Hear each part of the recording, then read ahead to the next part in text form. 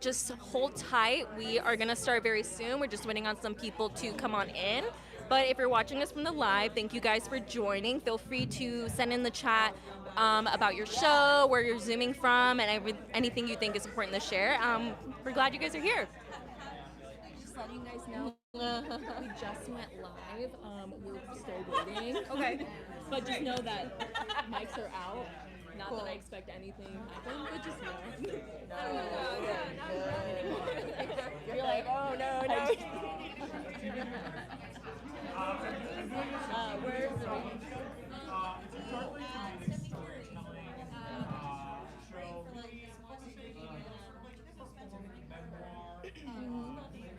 Yeah. Yeah, he's great.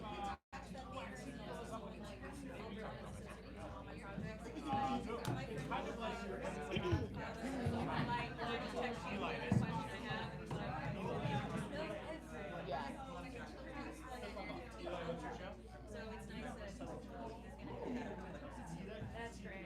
Sweet.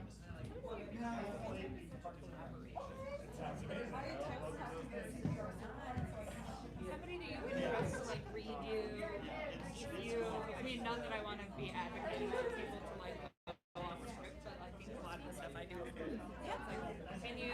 Yeah. You went up on the time, so I didn't do it. Yeah, Claire was, she did the studio. Do you need headphones, Ryan? She was I just got logged out of really got the show live. I'm getting back in. This is good.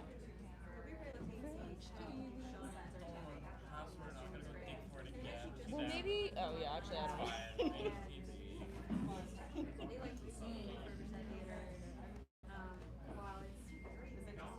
Oh, wait, that's just right over here. Yeah. It is long, but it's cool. You can see every audience. Yeah, you're close. Oh, yeah. Well, yeah. I went to like an 11 o'clock there one time, and it was great with the show. The play was like,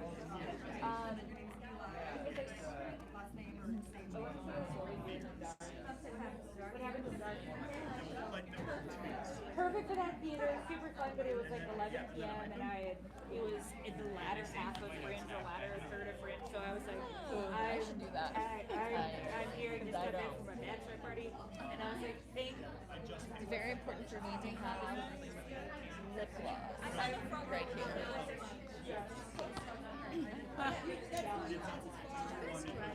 Yes. No. I did the game is not just in case. Of course. Wait, you didn't drive here? No, I did not. Okay. But I am noticing that my ride is not here. I can do that. Oh my god. My friend is driving me. You have to come with me to get my dog this around the corner. But okay. I figured that. I almost brought the dog up the city. I couldn't.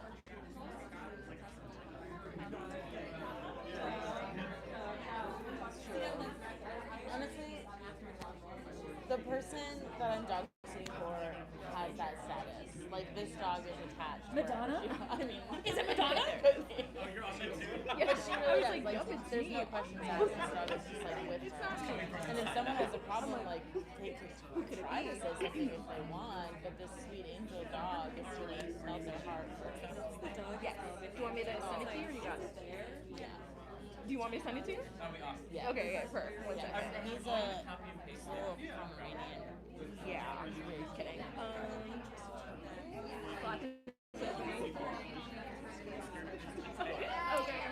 Okay, friends. I'm sending this to Roddy. Oh no, oh my god. We see a picture of Chuck? Maybe one day. Is a picture of Chuck the best? My fiance had like the second day of the robot.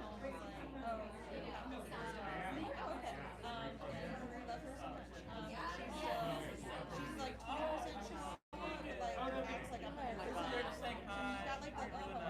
Hello. Oh my god. Hello, bedroom shot. Well, a lot of my pictures of her are like in bedroom. Okay. She's such a good ceremony. She's so sweet.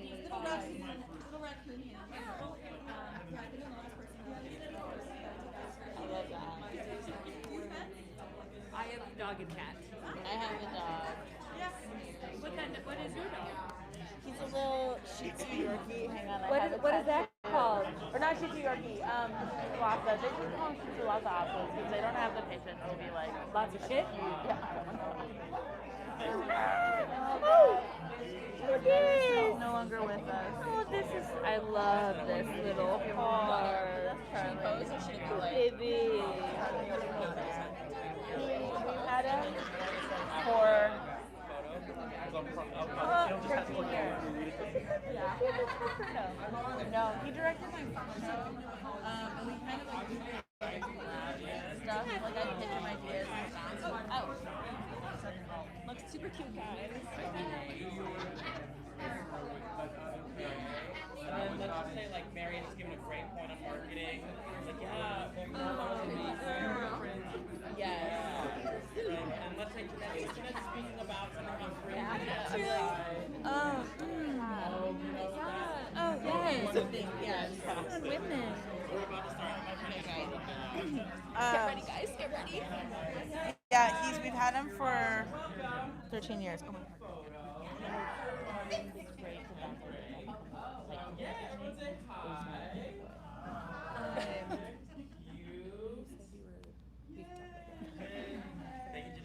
I was like, you're not.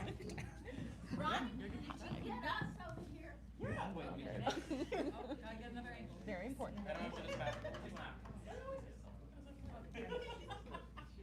Okay, Jeanette. All right. Hi, everyone. Nice to see you all. Thank you guys for joining us in person and on live stream. So welcome to workshop number 4, marketing and ticketing. My name is Jeanette. I am the outreach and operations manager and whatever I decide to be that day. I'm so excited to be here. So before we get started, just want to say Hollywood Fringe acknowledges that we are on the unceded lands of the Gabrielino, Tongva, and Chumash peoples. Our statement serves as a practice as we commit to furthering our connection to the indigenous communities, past, present, and emerging. Thank you to Los Angeles LGBT Center for hosting us today. Such a great space. So excited that they continue to be a venue with us. So we have some great panelists here today who are going to give you your expertise on marketing and ticketing from their own expertise. But before we get to everything, I have some general announcements. So just, bear with me. I promise I'll get it efficiently as I can. And yes, we are live streaming and recording this session. So if you guys are like, wait, I remember something, or that was like a really great point someone brought in, don't worry, it's all in our YouTube channel. All right, hi guys, no worries, hi. Perfect. All right, so some key dates and deadlines. April 15th is the registration and venue booking deadline for the printed guide. That's a very important one. If you guys are getting our newsletters, guess what? You're gonna get more from me just about that, so just be ready. May 1st, tickets go on sale, how exciting. June 4th to the 9th is previews. June 10th, opening night party, no shows that day, just celebrating opening night of HFF26. June 11th to the 28th is the official festival. June 29th are awards. So events. We have tons of free educational events that are designed to help prepare you for a successful Fringe season. So this year we have a mix of in-person and digital events. All will be live streamed and recorded, and we also are uploading them to our podcast as well. So if you guys need to listen on the go, that is also an option. And we have ASL interpreters available upon request. Just please contact support@hollywoodfringe.org at least 72 hours before the event. We'll provide one. Workshops here consist of panel discussions with past Hollywood Fringe participants. And then we have plenty of workshops that you may have missed, which is okay, that are available on our YouTube page and podcast. Of course, podcasts, we're on like all podcast streaming platforms, so we should be there. Some of that we've already done are Meet the Venues, alternative bring your own venues at Fringe, budgeting and fundraising. Upcoming on Thursday, we have Anti-Racism for White Artists. That one is a Zoom live stream one. Today's marketing and ticketing. How to Tech Your Fringe show is coming up. And then, of course, our last workshop is Festival Expectations. So all very important. So town halls are when you hear directly from Fringe staff. So if you're new to Hollywood Fringe, these are super important. I'd argue all of them are very important, but town halls are very important for that. So town halls that you may have missed are also available on our YouTube and podcast. Town hall number 1, welcome to Fringe. Town hall number 2, how to make your Fringe show accessible. Roddy and I just recently did that. Really, really helpful, and we had some great expertise on that one as well. Upcoming town halls, town hall number 3, printed guide, ticketing, and press. Please please attend that one and watch that one. That is so important. We're talking about marketing today and ticketing. So some ideas are going to come up. I would say that for those who are like, oh, what's like the next most important one? I would say anti-racism for white artists and this one. And then of course, town hall number 4, make the most out of your Fringe experience. Then we also have virtual web sessions, digital educational series about navigating the website, and many tools available to you as a Fringe participant. So a web session you may have missed was recently we had web session number 1, site navigation and projects page. Roddy did that one. He's great. He's amazing. He's perfect. So please watch it if you need that expertise. He's laughing, but it's true. We love Roddy. And we love Roddy here. And then web sessions number 2, ticketing, ads, and guide proofs. So all of the things that I just blurted at you, don't worry. All of these are available with the dates and details, hollywoodfringe.org/events. I would say that's a really important link to just have throughout your whole festival experience. We are always updating it, so don't worry. Office hours begins this week, tomorrow. Will be every Wednesday through previews. Again, go to hollywoodfringe.org/events. Office hours should be like near the end of the page or maybe at the beginning. I forget. I'm on that a lot. And it'll have all the information there. So hopefully if you guys are joining us tomorrow, make sure you say hi. So speaking of which, start engaging with the community now.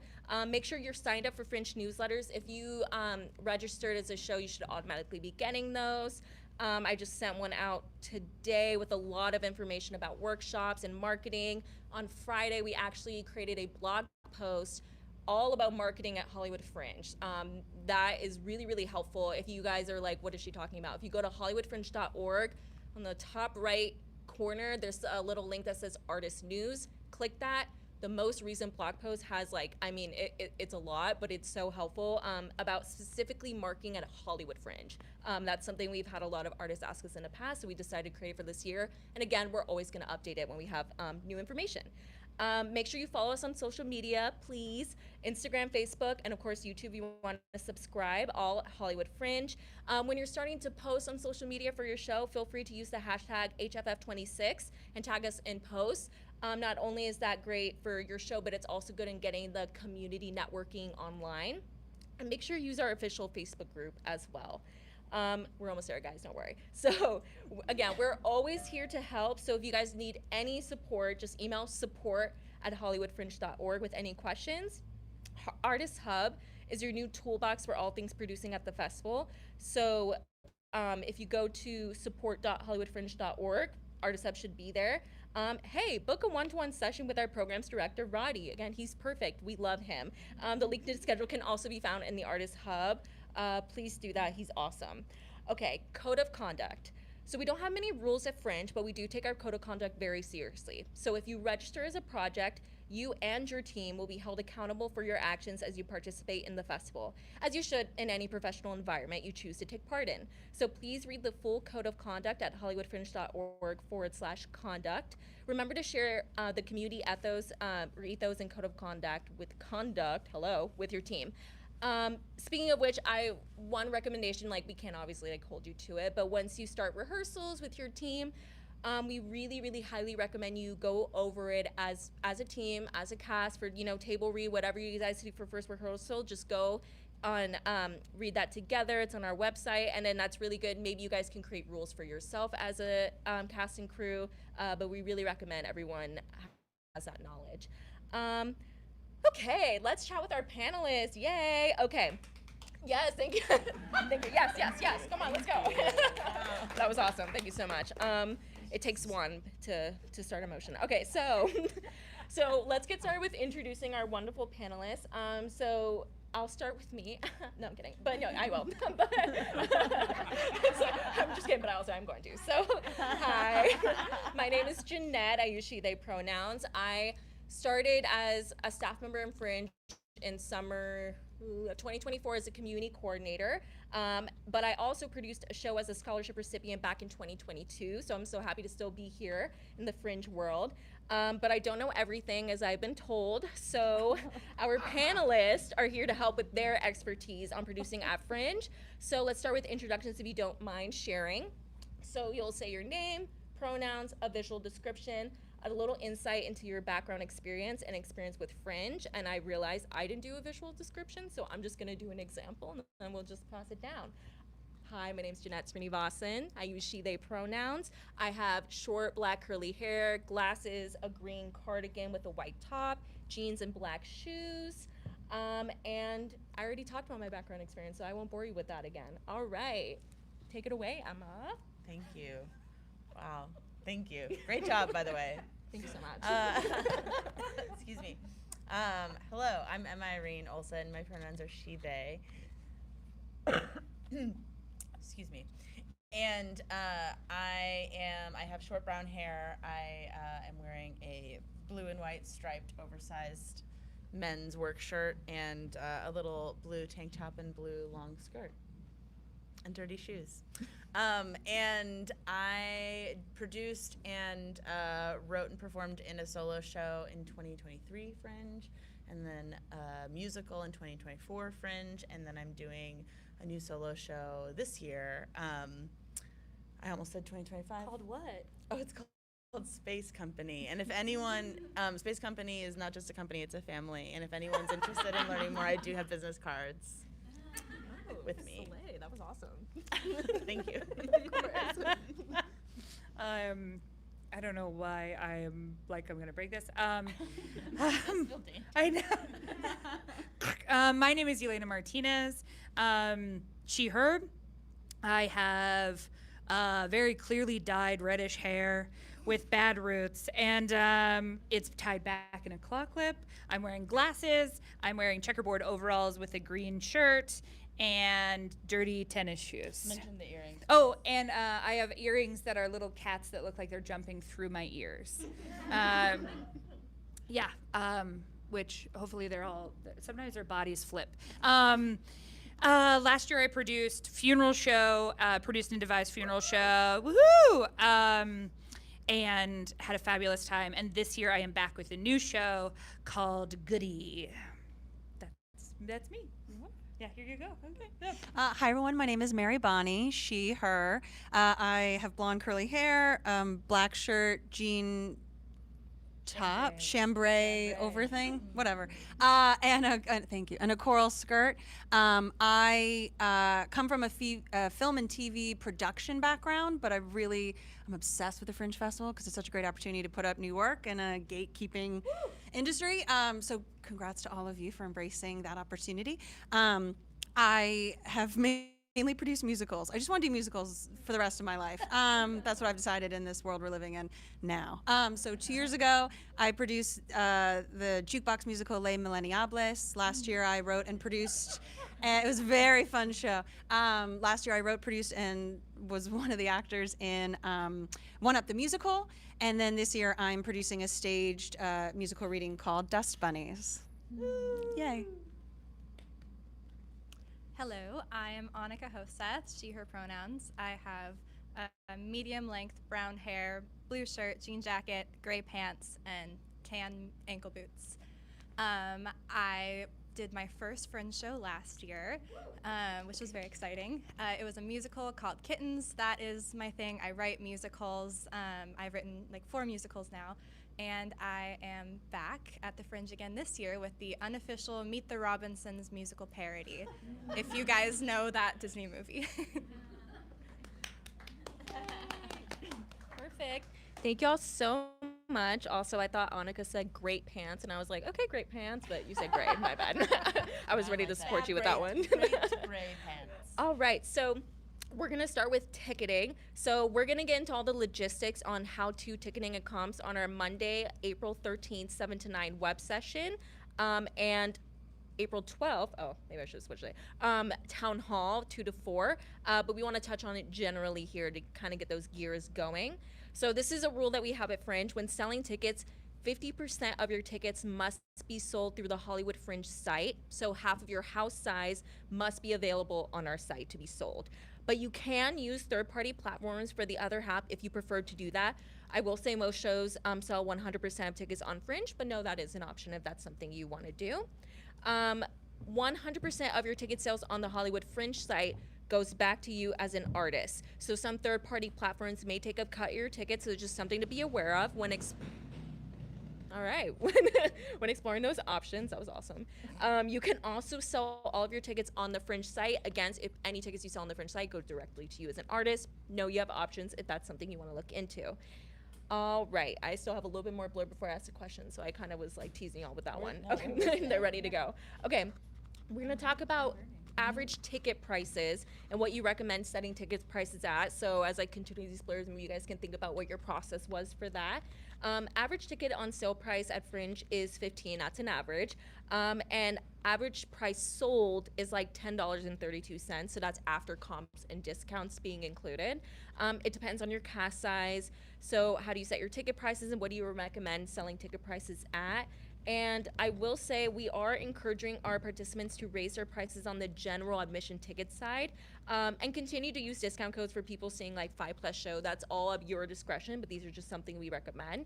As our survey of audiences led us to believe people pay more. They want to pay more. They want to support you guys.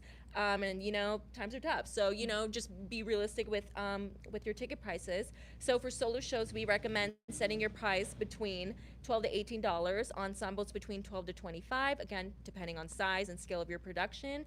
Large ensemble cast, live band musicals, small audience immersive productions often fall between $25 to $35, which we think is a great price point, but again, depends on your show.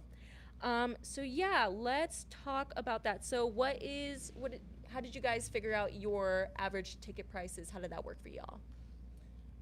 So the first Fringe I did in 2023, I set all my tickets to be pay what you can.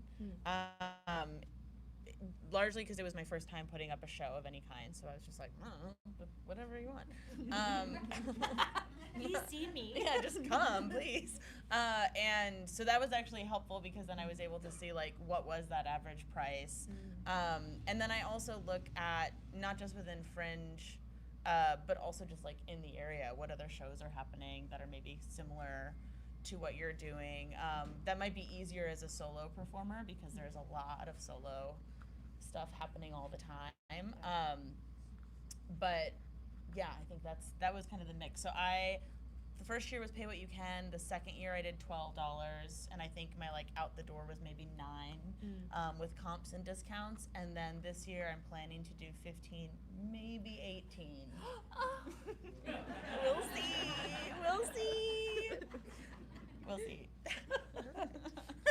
I think that ticket prices are all about like whatever the goals you have are, because there's financial risk that we're all taking on by putting up and producing a show. So just be cognizant of your budget if that looks like it. I should say that I am an accountant, so I approached it from that angle of like, hey, what am I putting out?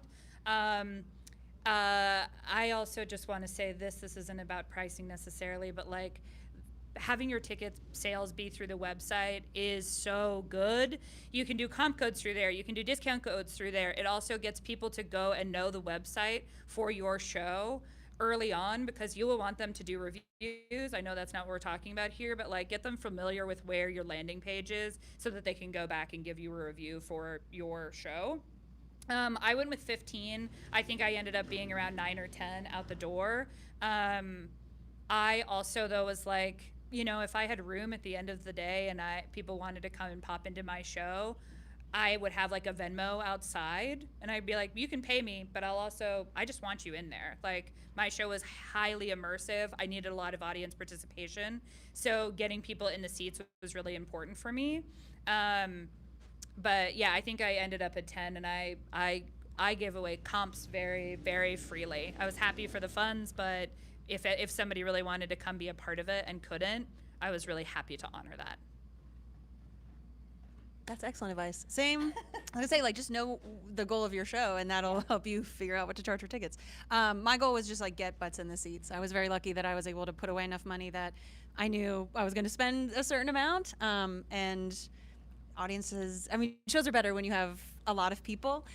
So that's a decision you make as the creator / probably financier possibly of how much you realistically want to make. You set your ticket price at that.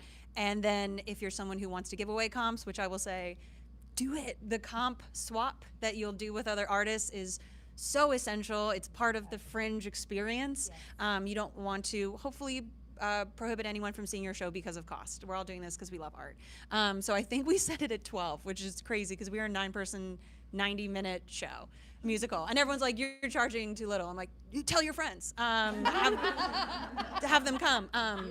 And you give away comp codes. So you also like, there was a world where if I thought a little bit more about it, I could have set it at like 20 and 25 because we were giving away comp codes like crazy. And people, there's something, it's like that 1999 thing. It's like, oh, it's not $20. It's like, oh, it's the list price is 20, but like they gave me a half off ticket.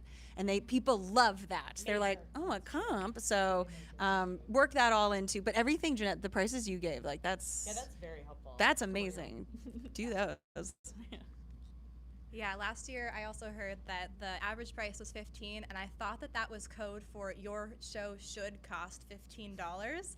And so it was a 4-person musical, and so I charged it $15, which honestly was fine, I think. But yeah, I went to like all the networking events, the office hours, and I did lots of different comp swaps. I gave out comp codes or discount codes to lots of different people, depending on kind of what the vibe was. Like, don't give out like a discount code or a comp code to your friend who's doing really well. Just feel the vibe. They want to support the arts. They should support the arts. Or like your parent who's like totally fine and like wants to pay. So so definitely feel it out. But yeah, this year I'm gonna have a 13-person cast, and it's going to be a lot more of set and props and costumes. I'm a little intimidated, but 15 is probably not going to be high enough. So I've decided to do 25 this year, and yeah, I'm going to do like lots of comp swaps and discount codes again. But yeah, this is a much bigger show, so I can't have it that low. But that's kind of what I did. Something to also note, and I'm curious what you all did, is decide if you're going to give your actors and the people involved in your show comps, because that's not something I thought of. And of course, industry people, you don't want them to pay. So work that into, take how many shows you're doing, how many seats you can, and then how many seats the theater sometimes adds. And you're like, this is a fire hazard, but we'll just overlook it. And decide like, does every actor get 2 comps? And are you saying every industry person they want to bring, whether it's an agent, a manager, a reviewer, an investor, that you're going to probably comp their tickets and you just want them to get to the show? I think Emma and I will probably have the same answer because we've done solo shows. So I allowed myself as many comps as I wanted. Yeah. No, I was very flexible with the comp policy for my solo show too.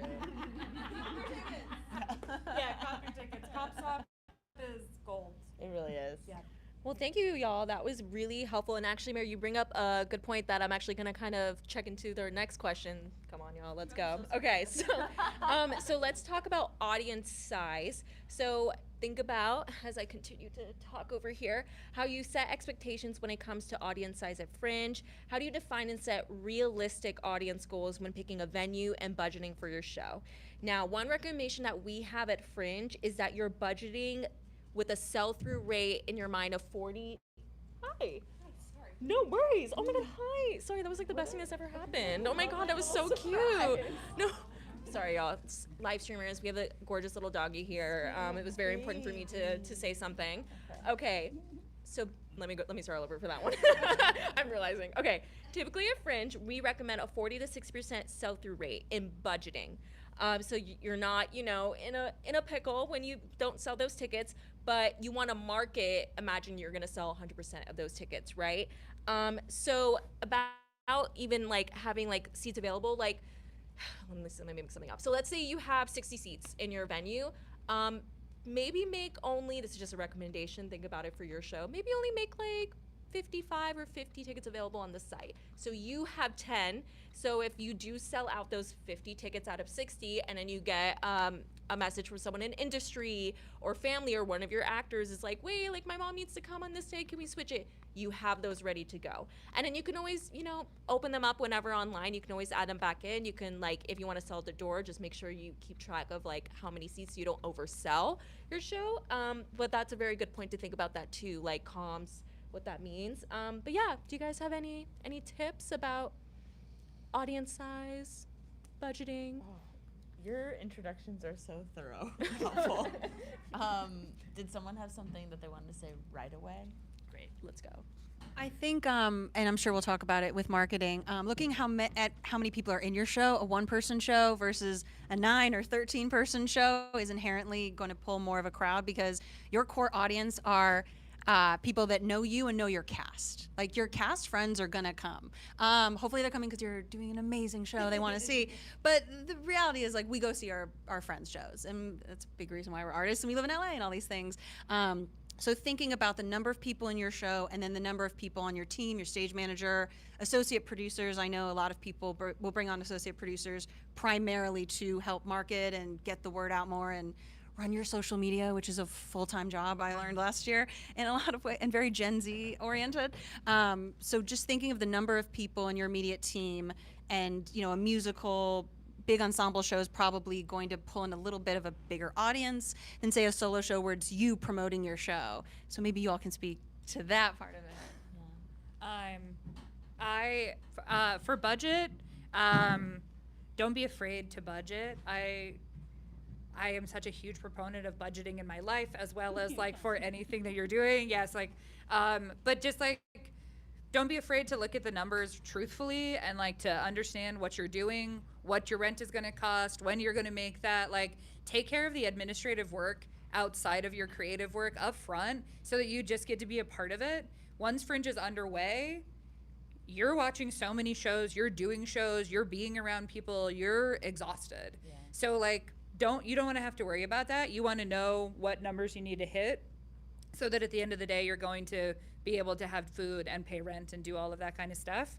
I think about when I think about like numbers for shows, this is something that I had to run into last year. I talked about how my show is immersive and I use a lot of audience participation. Think about what kind of numbers you need in your audience if you have something that has participation. If you don't and you have a theater with varied seating, where do you want your audience to sit if you have a small audience? Like, think about all of these things so at game time you don't have to think about them when you're there. So it's like if I was only going to have a show that had 10 people, I lucky enough had really, really wonderful audiences, big audiences, but I pre-planned for like, if I have 3 people in the audience, what does this show look like? Where do I kind of have them sit? How do I have them be there? How do I play to them in a way that doesn't feel overwhelming because they're the only people in there? So like, do a work in progress if you have the ability to, especially if you're a solo artist, with a small number of people so you can feel it. Mm-hmm. So that way, if that happens in your run, you're so prepared for it and so things can run smoothly. Just another thing to think of when you're thinking of audience size. Yeah. I agree with all of that. I think, yeah, as a solo artist, it can be, I mean, I know we're going to get into like all the marketing stuff. Something I'm doing differently this year is I'm planning out my marketing logistics much more in advance than I have in the past, because for that very reason, like I was kind of trying to get more butts in seats. I had a way bigger venue last time, than the time before that, which was exciting, and it was also like terrifying because I had way more seats that I needed to fill. So yeah, I like in the moment when if I didn't feel like the numbers were what I wanted them to be, I was just like scurrying to figure out how to market at the last minute, which is very stressful. So I think, like you were saying, just doing the best show for however many people that show up is always the advice. And it's lovely to be like, we're going to try to get an absolute sold out run. And it's also just as lovely and rewarding to not have a sold out run, to have a 40 or a 30% sell through run. Like, it's to just do the show is such a gift. So I also just would say, like, the budgetary things are important. Obviously, we have to like make sure we're not overspending, but as much as you can, try not to put too much pressure on yourselves to like have the highest numbers that you think you should have, and really focus on those who are making the commitment to come to your show, because that's what it's about. Yeah. Anyone else? We're passing. No, I'm like trying to figure out the vibe. Yeah, and I would say in terms of like strategy and like filling up your houses, like definitely try to get as many people as you can to come like early on, because like we're all talking and we're gonna say that like, oh my goodness, I saw Mary's show and it was amazing. You have to catch it like later in Fringe, and that's gonna be what's super helpful to you. And also, odds are you're gonna get a really weird time. So if you can start telling people, hey, maybe come to my 11 p.m. show, I'm gonna give out cookies or something like that, then that'll also help you out, so you don't have one show that's just absolutely dead and then the rest of the shows are more packed. So kind of thinking ahead with some of those things could help. And I'll just say one quick thing about budgeting. I know you did a whole panel on budgeting. Watch it, it's so helpful. When budgeting your show, the maternal producer in me wants to just note, if you're having rehearsal during dinner, you might want to get pizza for your team. Have snacks, have water bottles. Everyone has refillable water bottles anyways now, but especially if you're not paying your actors, which I know is common at Fringe, and we all love to do the art, but just think of other ways that sometimes are financial. I learned pizza for 15 people is way more than I thought it would be. But they also were rehearsing from like 5 to 8, because that's when people were done with work, and rehearsals after like 9 or 10 on a weekday are not productive. So just remember to take care of your team. It's gonna make the experience better for you. It's something we should all practice as creators, and it'll make your show much better. I'm gonna quickly hijack as I was coming back. Oh no, great. No. Sorry, I'm like Elena. No. Just a friendly reminder for us, and I'm saying this for myself, to speak a little closer to the microphone for our live streamers. That was it. Thanks, y'all. Okay, thank you guys. That was very, very helpful. All right, so now we're gonna transition into marketing. Again, don't worry, look at our upcoming town halls for all that budgeting and ticketing stuff, but it's something to keep in mind. So don't forget, when it comes to marketing, you are responsible for marketing your individual show. We at Hollywood Fringe are responsible for marketing the festival as a whole. We have pole signs in Hollywood every year. We send out press releases. We work on getting partners in the area involved with the festival and getting our printed guide into local businesses. But again, it's up to you to market your individual show.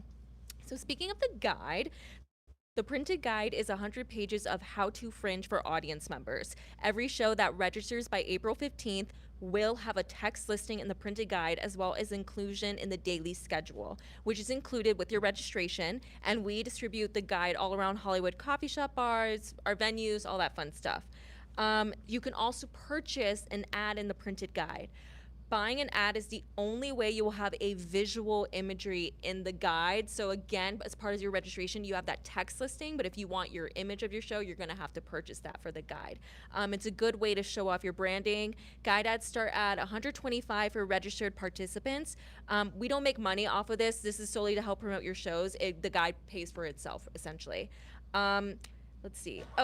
And if you don't have a good visual for your show, if you're like, oh, that's not really an aspect, that I'm really like on top of, then maybe the guide ad isn't for you. You don't have to do it. That's something too that I might touch on later too. Doing too much is spreading yourself thin, and then at some point you're not gonna get the results you want. So just like know the solid things that you can do in terms of marketing and producing your show, and stick to those things, is my recommendation. Because realistically, like, look y'all.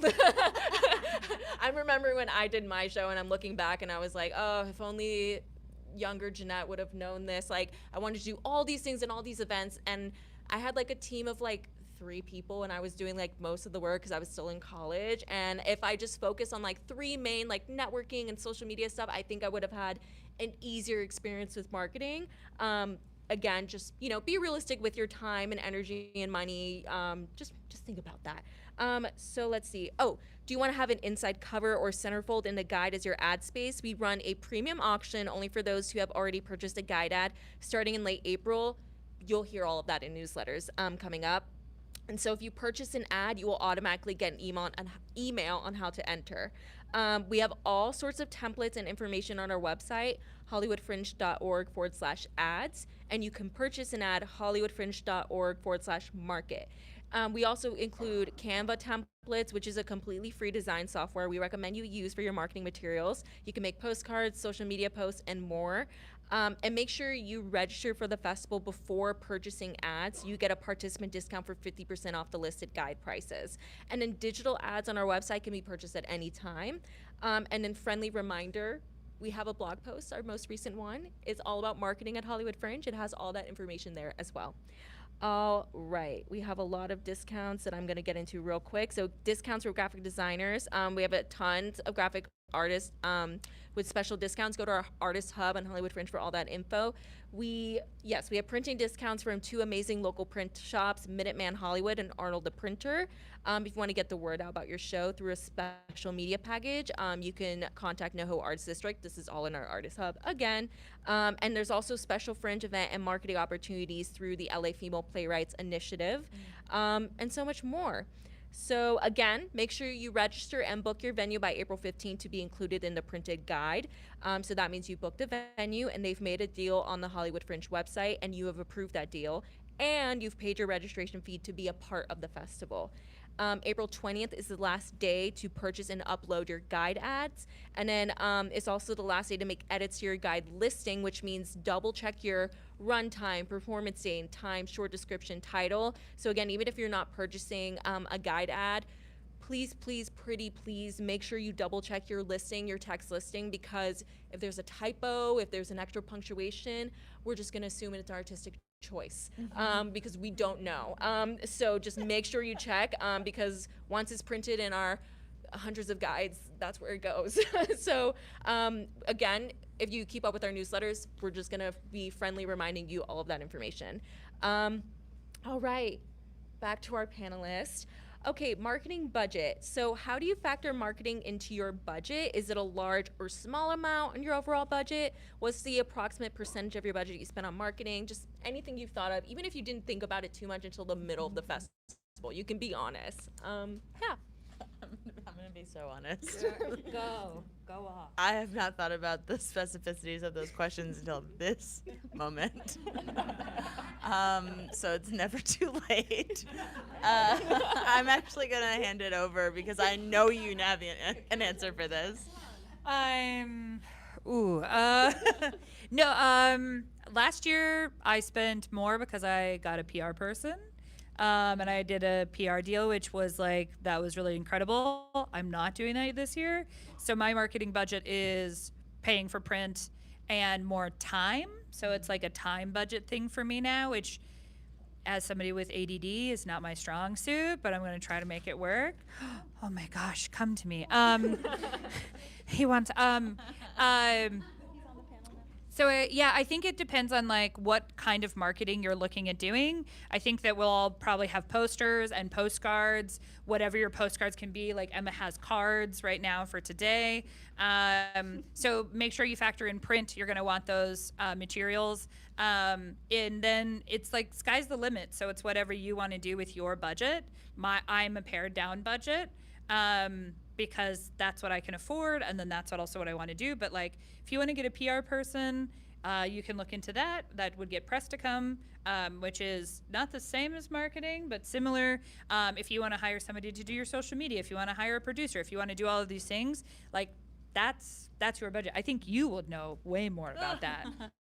Well, let's see. It totally depends on your resources. I will say, some people get PR and publicists, and I know that generally speaking, I think fringe shows are hard to just focus on one show for outside press. I know the Hollywood Reporter did a spread last year where they listed a dozen shows, and it was very exciting for those shows that got mentioned because now you have a Hollywood Reporter article. But it can get expensive. Definitely postcards. Definitely posters for Fringe HQ, which you guys are still doing. And then, venues that either your venue or places that might be relevant to your show. I did pay one of my Gen Z cast members because I learned it takes me 4 hours to make a CapCut video with captions, and it took them 10 minutes. And it's this is money well spent. My time is money, and I was able to allocate some towards those those videos at rehearsal and they have to be captioned because your sound won't be on, and all these things I learned about the importance of social media and that your crowd is on it. But in terms of budget, I'm trying to come up with printing costs were the main marketing cost, and I want to say I spent $300 between lots of versions of postcards, of which I brought. So if you guys want to see the versions The third was the one that worked the best. So learn from me in that way and save money. But and then I also printed posters for my cast because it was a fun experience for them. But those were like the hard marketing costs. What about you? Yes, I did a lot of the same things. I definitely had posters, or I'll get this closer. So yeah, you're going to be giving out physical like postcards, business cards to other fringe people for the most part at these like office hours events. So anything that you can have that will kind of set you apart, because you know they're gonna come back from these events with a giant purse full of all of these like cards, and sometimes it can be overwhelming. So I ended up getting these like Shutterfly magnets that had my show's all of its information on it, and I'm like, okay, maybe that can kind of set me apart. They can put it on their fridge. It's kind of cute, and then they'll have my dates, and then they'll have my name as a writer. That's kind of fun. And then you know, it was kittens, and so I had these like cat ears that were like see-through that I gave out to people, and so that's something kind of fun and random that they can wear. They can wear to the show because you can like see through them. It's not going to disrupt anybody. So yeah, if you can kind of cover your bases with like some, maybe one thing that's like a normal paper card, and then maybe something that's a little bit unique that can help people remember your show, but that also has to do with your show. I think that that's sometimes a really helpful marketing strategy. I want to say I spent like $100 on everything. I tried to be really scrappy last year and just do everything on Canva all by myself. If you go back to the kittens Instagram, you can definitely see my Canva skills get better. But I do think that that is something to really take advantage of at Fringe. This is a very low stakes opportunity to get very good at everything that you might need to do yourself in theater someday, whether that be like making videos, making Canva posters, networking and socializing with people and passing out your information. Like, these are all things that were very uncomfortable to me last year, and now like I can do them pretty easily. So I would say take advantage of that if you have time and are comfortable. Those are great. I remember last year people giving out like mints and bottle openers. Yeah. And some things tied to the show, and some things are just like, here's lip balm. Nothing to do with the show. So figure out your budget for that. I'll also say Haley McGaffey did something really amazing last year in that she did And Her Children. It won Top of Fringe. She just finished doing it at the Soho Playhouse. She had a traditional postcard, but her show was about an NRA rep who, it was about gun violence and in today's world. And she, again, had a simple postcard, but she had bullet holes through it, so she poked a pencil through it, and it just, when you're at office hours or you're talking to a million people, it just like stops you in your tracks. And it's like the suggestion of what her show is about. It's not super extreme, and her show was very emotional, but I remember looking at it and thinking, this is so smart and so creative, and it didn't cost you anything.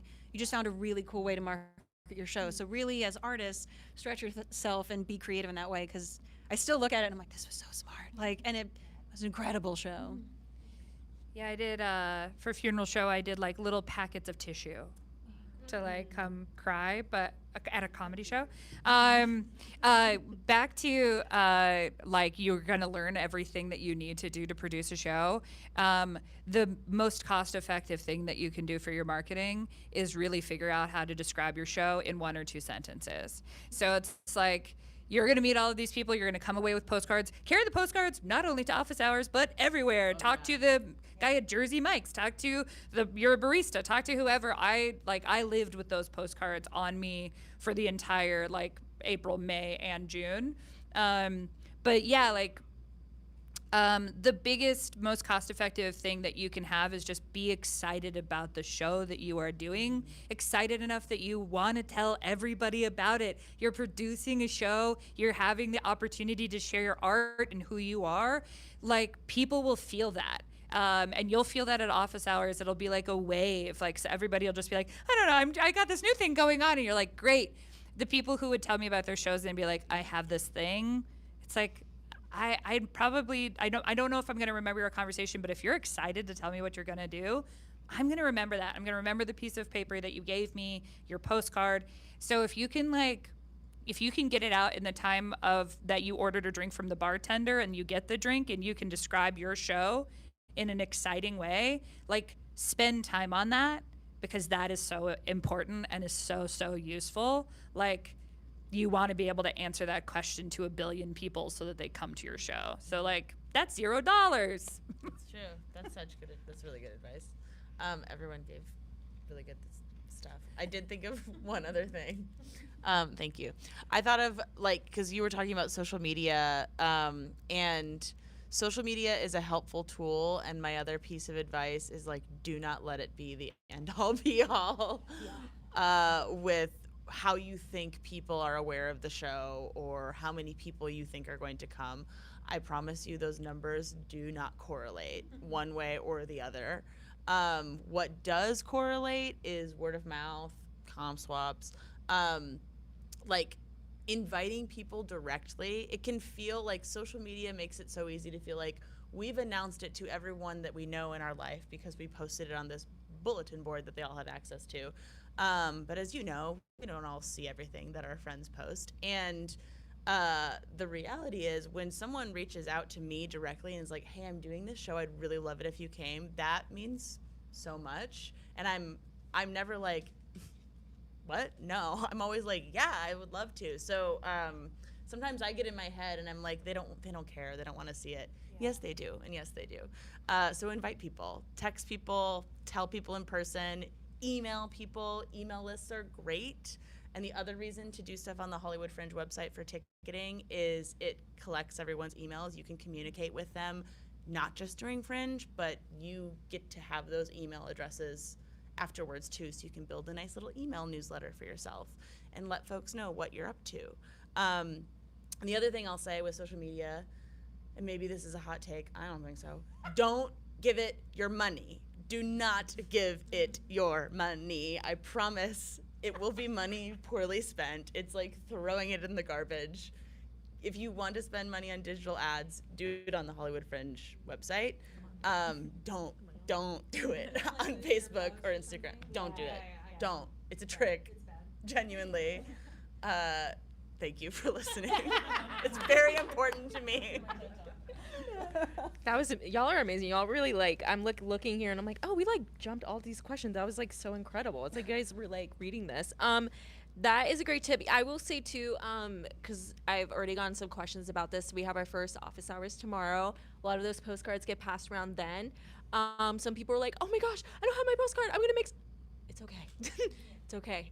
Why rush on a product like that you're gonna spend money on? Take your time with it. If you're gonna come join us tomorrow, bring yourself. That's all you need to do. And specifically about explaining your show, yeah, it's like a log line, in film. You can look it up online. You're how to write a log line. You should know how to market your show very quickly. You should be excited. Tip, if you have a cast as well that's doing marketing for you, make sure you guys are all on the same page of what the show's about. I've had conversations with Fringers last year and I was and hearing different perspectives, which was awesome. And I was like, oh, it's about this show. Okay, I know that because I work here, but I really wouldn't have put two together. And you want to make sure you stick with people. Speaking of which, we'll get into this too, but talking about office hours, networking, passing out things, be respectful. Don't spam people, whether it's social media or read the room. If they're clearly not into it, then they probably wouldn't be into it to sit in a seat in your theater in your show. That's okay. Not everyone needs to. But then you can take that time and find someone else who does, and they'll tell all their friends, and so on and so on. So just keep that in mind as well. There's more things you guys said. One thing. Please, yeah. Also for office hours, if you bring something that's unconventional, kind of how you were talking about it, because you don't have your postcard tomorrow, ripped off pieces of paper with your name and your show name, do it, make it be something. Yeah. I spent 2 hours making these today. The other thing, yeah, which is this is perfect. Oh. The other thing I'll say is if you have an idea of what your comp code could be, one of the places that I would often just be I'd hear about a show and I'd be like, I really want to come see that. Do you want a comp swap or how do we do this? Have a comp code ready or a name of a comp code or whatever you're going to use if you're so that you can write it down. Bring a marker, be able to write it down. There were so many ones that I was like, oh, I'll email you and ask you for your comp code. That didn't happen a lot. But if somebody wrote it on the thing that I was having, I was like, I will get that ticket tonight when I'm at home. So just make sure that you come prepared to write stuff down, put it in your phone, put it on a piece of paper in a notebook, whatever. But that's a great place to do comp swaps and get that stuff going. That brings up another point. Thank you, that reminded me too. Again, like, think about like how much you actually can afford for like marketing, like physical marketing. We'll get more into that in a second too. And if that budget is low or whatever it may be, like utilize the free resources, social media. Like you don't have to pay to boost your post, but you can use social media and you can use it and use it and use it. Like it's fine. One recommendation I tell a lot of fringers, just from, I've also done social media for random like other jobs and stuff, is QR codes. If you run out of postcards, maybe have like a picture or like the JPEG of like the postcard with the QR code on your phone. So if you run out, or if you're talking to someone on the screen you don't have and you're like, hey, scan this, here you go. Easy like that. That's my recommendation. You don't have to do this, but Linktree is free. So sometimes what you can do is make a QR code that goes to your Linktree, and you can always change the links on that Linktree, so you're not worried about the QR code being messed up if you change your links. That's something to think about with Canva as well. Canva is really great for that. What was I gonna say? There was something here. Oh, here it is. Okay, I was like, sorry, y'all. Let me, since we are talking about a lot of physical marketing, I'll say this now. Friendly reminder, we have graphic designers who offer their services with us, so go to our Artist Hub. We have all those discounts there. Important note about copyright. It does exist, first off. By the way, let's start there. And then say, be aware of images, media, music, whatever you choose to use for your show, make sure you're using it correctly. Again, that's why we recommend you using Canva, since there's a lot of free stuff you can use, because if you make it, it's your own, you own it, right? You don't have to worry about that kind of stuff. If you look at our blogs, please, I'll keep saying that.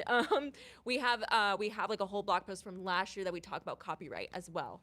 So we're not lawyers, but we're here to help you guys out and give you as much information as we have. Okay, so we're gonna jump here. So let's talk about who you're marketing to, your audience, right? How do you decide who you're marketing to? Does your show, content, topic play a part in the communities you market to? And I will say one marketing tip is, if your show is for everyone, it's really not for anyone. You need to be more specific, because you could have a family-friendly show, but that family-friendly means it's different for a lot of other people. Languages is a real thing. Content, like there's so many things. And it's great to think about it too. You need to think about it. I mean, whether it's not in like writing your show, right? You think about your audience. When you're casting your show, you think about that too. So marketing is no different. What do you guys think about that? How did you guys think about that? Yeah, I mean, I guess like I'll talk about my show as an example. It's connecting it to what your show's about. Like, what are you excited about with the show that you're making? And so like, who else is going to be excited about that thing? And how can you engage with them? So my show a couple years ago was called Astro Cabaret, and it was about astrology. Thank you. It was about astrology, so I was really excited to talk to, like, that would be a really good icebreaker of like, what's your big three or something? And if they were really into it, I'd be like, have I got a show for you? And if they were like, astrology sucks, I was like, it's nice to meet you. Have a great night. And no judgment, but you're not going to enjoy my show. And this year, my show is a corporate satire, so I'm planning to like do more things in character, because a lot of people who are independent artists and have to have jobs that maybe they wouldn't have if they didn't have to in that sort of environment can connect with that really bizarre world. People like, I don't know, children probably won't care that much, or someone who's never worked in that environment might not be as interested. So it's, yeah, I like to just kind of meet people, engage based on like, what are we excited about? What are we connecting over? And if it's not stuff that's in my show, then like, I'm not gonna try and get them to come to my show. I had my show, the logline for my show last year was, I'm throwing a funeral for my father who's not dead but dead to me. A lot of people have varying degrees of response to that statement, right? Like, I remember talking to somebody at office hours and she was like, well, I have a great relationship with my father. And I was like, I'm happy for you.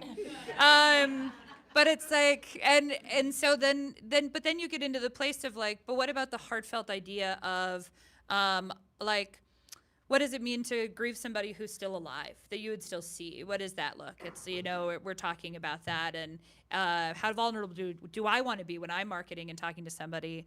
I think when you're talking about who you're marketing to, of course, you're going to be talking to your friends and family, other performers.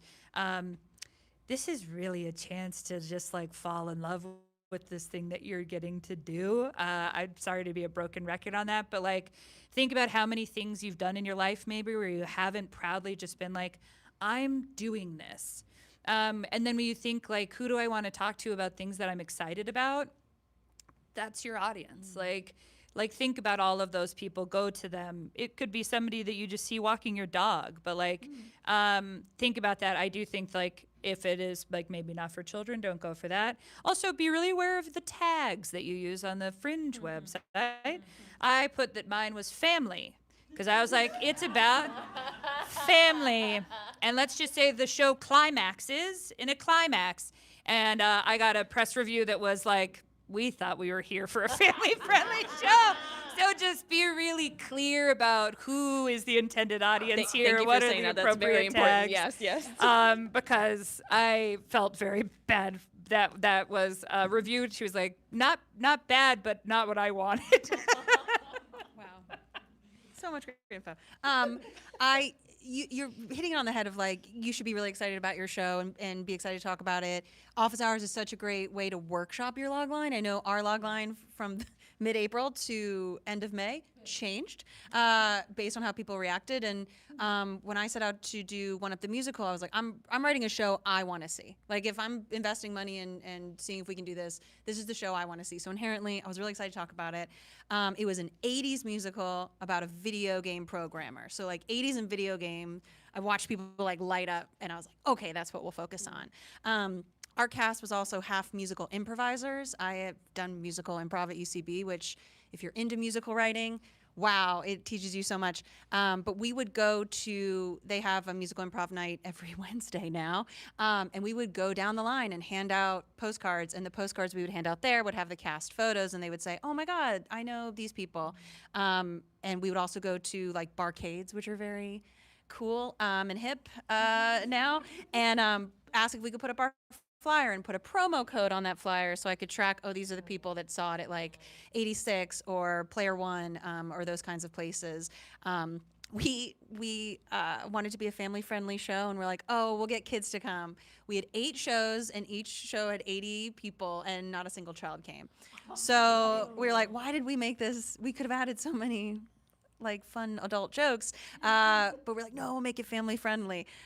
So I learned also like that there's not a lot of kids at Fringe, apparently. I talked to someone who did a show completely targeted it for children and did not get a ton of them to come out either. So I just, during the process of Fringe, I learned a lot about how to market our show, but knowing the like buzzy words that people relate to. I know my friend did a show last year called I Hope You're Having Fun in Hell, Dad. It's like a similar... There's a lot of dad shows. A lot, which makes sense. Like we're working through a lot with our art, and I know she also had a strong response to that, but she did like 9 shows and got tons of people in there.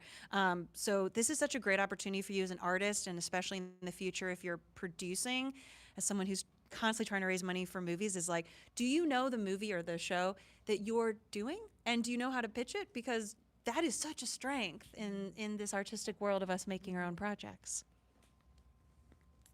Yes, definitely. And so the show that I did last year, it was Kittens, and it was inspired by the Playboy clubs of the 1960s, particularly in New York. And so, yeah, my log line definitely like took a lot of refining, and I started finding like pockets of people who were like really interested in that and wanted to have discussions about like Playboy, Hugh Hefner, like objectification of women. And so that was really exciting, and I could kind of feel like, okay, who's like really excited about these themes and who might not be as interested in this and might be more interested in like clown shows. And so you kind of meet so many different types of people at Fringe who are looking for different shows, and yeah, you can kind of suss that out in office hours.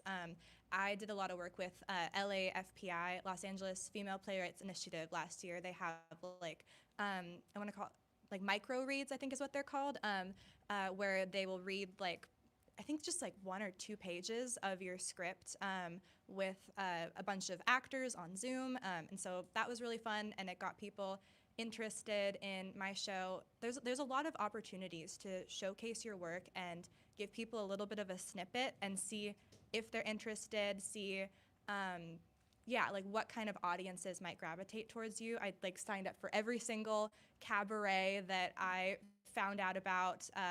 I even did busking for the first time, which was the scariest thing I have ever done in my life. But I'm very proud of myself that I did it. I was just like singing my original songs on Hollywood Boulevard in a sparkly dress. It was so scary. People loved it, by the way. Thank I was you. there, and people were recording, but yes, that takes a lot of strength. I was- couldn't do it. But yeah, I think that was the attitude that I went into, is I am just going to put my stuff everywhere. I'm going to put it in LAFPI. I'm going to be in cabarets. I had a friend that was putting on a cabaret. I was like, yes, I'll sign up for this. I was going to do busking. So that'll really help you start finding your audience, because the people that are going to go to these events, other than the busking, those are just normal people trying to live their lives. The people that are going to go to these cabarets are Hollywood Boulevard. I mean, That's true. But yeah, these are already going to be people who probably like musicals and want some of that vibe. So yeah, that's a good way to kind of find your people. busking is terrifying, and I wasn't ready to do it. But if you want to do Edinburgh, busking will be part of your life. And we don't have to talk about Edinburgh now, but there's so many shows that I know go on to that, especially one-person shows. So just know, like, that's part of your future, that busking. Oh no. Oh, there was something else I was going to say and it left my brain. Shoot. Busking? No, it wasn't busking. Busking? Yes, thank you. Busking? But yeah, cabarets, like the fringe cabarets, and also like anything around town. If there are variety shows happening that maybe you can submit to and do little bits from your show, maybe character work or like a scene from it or a song. If there's open mics that you can do, Elena hosts one at UCB called Not Too Shabby. That's a character open mic. I know the Lyric Hyperion is character open mics, but like those are other ways that you can get previews out there, get more comfortable doing your work in front of an audience if you haven't yet. Then allow more people to discover you and connect with what you're doing. Another social media thing that I'm trying to do this time, I say that because I'm terrible at producing video content, but I'm so sorry. I'm terrible at producing video content, but what I'd like to do is any video content that's on my social media isn't something that's actually from the show. But it's something that's like in the world of the show, because then you're still telling a story that's related to the work you're doing, but you're not like giving anything away. You don't have to edit something that's like 30 seconds from an hour of your show. And it's another great way for people to find what you're doing, because maybe they don't even know right away that like this thing that you're showing is about your show, and that's part of the journey.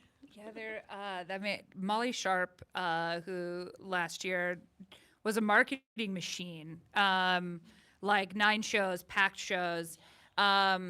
She would just post so much stuff of like her in that dress, her doing stuff. Her whole vibe was that moment. And there was something that was just so like infectious about what she was doing as somebody who was already following her. That I was just like, yeah, more of this. It makes me excited to see this. This is so fun. But yeah, I love that. Like, just have less obstacles. Just do it. Yeah. Awesome. That was great. Thumbs up. No, that was great, y'all. Quick note, by the way, since we were talking about different ways of like physical marketing, if you're gonna market food, for example, just know like what spaces you can bring that in. Like some of our bars won't really allow that, is what we've learned. So so just be aware. Also, maybe it's because I'm sour because I've had to go gluten-free, but like make sure you consider, I'm so sour about that, but that's like my personal problems I need to deal with. But think about that too. Like, I mean, yeah, if you wanna put flour, I guess you could, but think about that too when you're bringing it out to other people, like food sensitivities, that kind of stuff. I this is kind of silly, but I love you. That's so cute. I sold tamales for my show. Didn't have anything to do with my show, but I know how to make them. My mom and aunt taught me, so I was like, I'm going to use this to my advantage. And I was in college, so I knew my audience was my friends because you weren't supposed to do that, but I did it anyways, whatever. But, you know, things like that. Just be aware. Speaking of which, before we continue, you guys have like in the best way possible jumped around my questions. I love it. I'm like, oh, what do I do? But we talk a lot about like elevator pitches and log lines. To put someone on the spot here, does anyone remember theirs from their show that they want to share? I think we should all try. I didn't have a proper one last time, but the one I'm still workshopping. So Great, yeah. my show is Space Company. Space Company is not a company; it is a family. And I am the manager. You can call me your mom. And they have the singular noble goal of being the best company in the universe, whatever it takes. Oh, I love that, Mom. I said mine for funeral show last year was I'm throwing a funeral for my father who's not dead but dead to me. My one for Goody this year is she's got one shot to be burned at the stake. And it's just like, that's like 8 words or something, 10 words, and you've got them hooked. I'll try to remember mine because I was just putting it on a website today. Set in 1987, One Up the Musical is an original 80s musical following Bryson, a video game programmer who gets to make her own game and learn the cost of ambition. It's something like that, yeah. Okay, see if I remember it.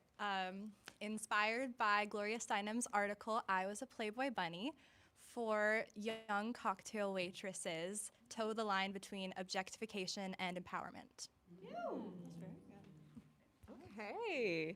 Yeah, that was kind of evil of me, because I don't even remember mine. But thank you guys for sharing. So there's some examples too. And you know, that can grow. Everything doesn't need to be perfect the first time you pitch to someone, right? Like, I think we've mentioned here, like, throughout like their social media pages, you see improve with Canva, and so I've done that too. Are you joking? I think when I did Astro Cabaret, I think I had like 3 different versions of postcards over the course of 3 months. Yeah, you throw things at the wall and see what sticks. Like, that's okay. That's what Fringe is for too. You're learning how to self-produce, and we're giving you the tools to help do that. Like, don't worry about it, but just you have to be aware of how you just got to be honest with yourself. You know what I mean? If you know, and that's why it's like, be careful with printing postcards and stuff if you have a very limited budget, because they're not cheap. And wow, they're not cheap. I'm like remembering my college days. But think about that too. So it's okay. That's why I say, like, digital stuff tends to be free. Utilize that as much as you can. That's the world that we live in. Go for it. Yeah. For printed media as well, have somebody proofread it. Have somebody look at it. Even if it's just like a friend who's not with the show, or your mom who you know loves to correct your grammar. Just like have somebody look at it and make sure that it has all of the things that if somebody's going to look at it, they're going to know what it is. So the name of your show, who you are, if you are presenting it, like I am my show, so Elena Martinez is or presents, your director or whatever production kind of information, all of the show dates, all of the show times, where the show is, Hollywood Fringe Fest, your QR code, and then of course the fun stuff. But like, don't forget the important stuff in sacrifice for the fun stuff. Yeah. Like, you want to be able to do it at a glance. So just make sure to do that. Thank you. That was really helpful. And actually, that reminds me, in terms of like finding your audience too, something to think about is, and this is also on our Marketing for Fringe blog post, but your first audience is people you already know. I think we've already talked about it. It's your community, you know?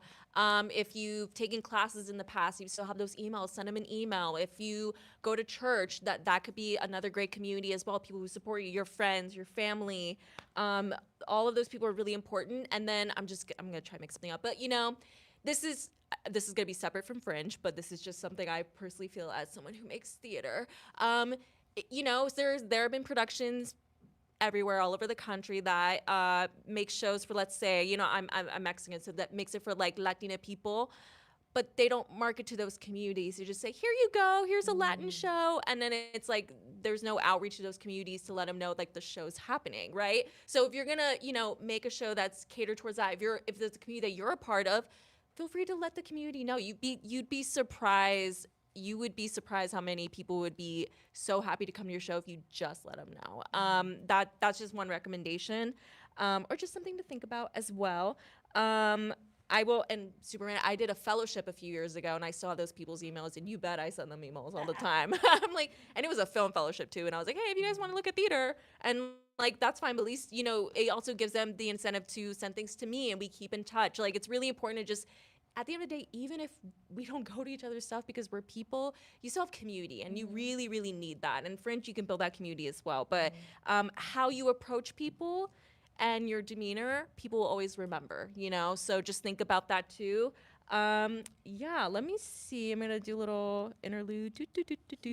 Okay, let's jump here. So we've kind of already talked about this a lot, about like postcards and printed ads. Physical marketing. So we've already talked about some creative stuff. You brought in tissues, people bring pencils, chocolates, all that fun stuff. How would you recommend someone to go about that physical? I think since that was something you did, I don't know if you guys also did as well, but something a little bit out of the ordinary, out of the box. What was your process in figuring that out? Yeah, just in case the people were interested in doing that, to put you on the spot. I'm sorry. No, I think you probably did it more than I did. At the first office hour, somebody gave me something with like a snack attached to it, and I was like, what is my show's thing? I want to do this too. So I just started doing those, and I would carry them around. I wouldn't feel pressured to do it all the time, but I would just be like, and here's some tissues. Here. Because another thing that I would say is like, the morning has begun, or something like that. I do want to give my mom some credit because she was very excited about me producing my first Fringe musical, and she was on Shutterfly all the time, and she found this amazing deal that I think I just had to pay for shipping, and I got like 50 magnets. And then when they came, they were misprinted, so I got 50 more for free. So that was awesome. And so it was basically just a postcard. It looked like a postcard. It had all the information for my show, but it was like, something a little different and fun, and it could like hold up their groceries on their fridge. So I was very proud of that, and people seemed to be excited by it. So that was one thing I gave out that wasn't super expensive. And then I forgot to talk about this earlier when we were talking about ticketing, but since my show was kind of inspired by Playboy, we kind of had a different tier of ticket that was like the VIP ticket. So you could pay $25 and you would get the special kitten ears, and you'd get this little like VIP card. So we knew we were going to do that from the get-go. And so I was like, I'll just like pass out these ears at office hours too, and then like, maybe people can buy them at the door if they want. And so that kind of became part of the physical media that I was passing out from my ticketing plan of like, a way to make a little bit more money and a way to kind of incorporate the Playboy inspiration into the audience.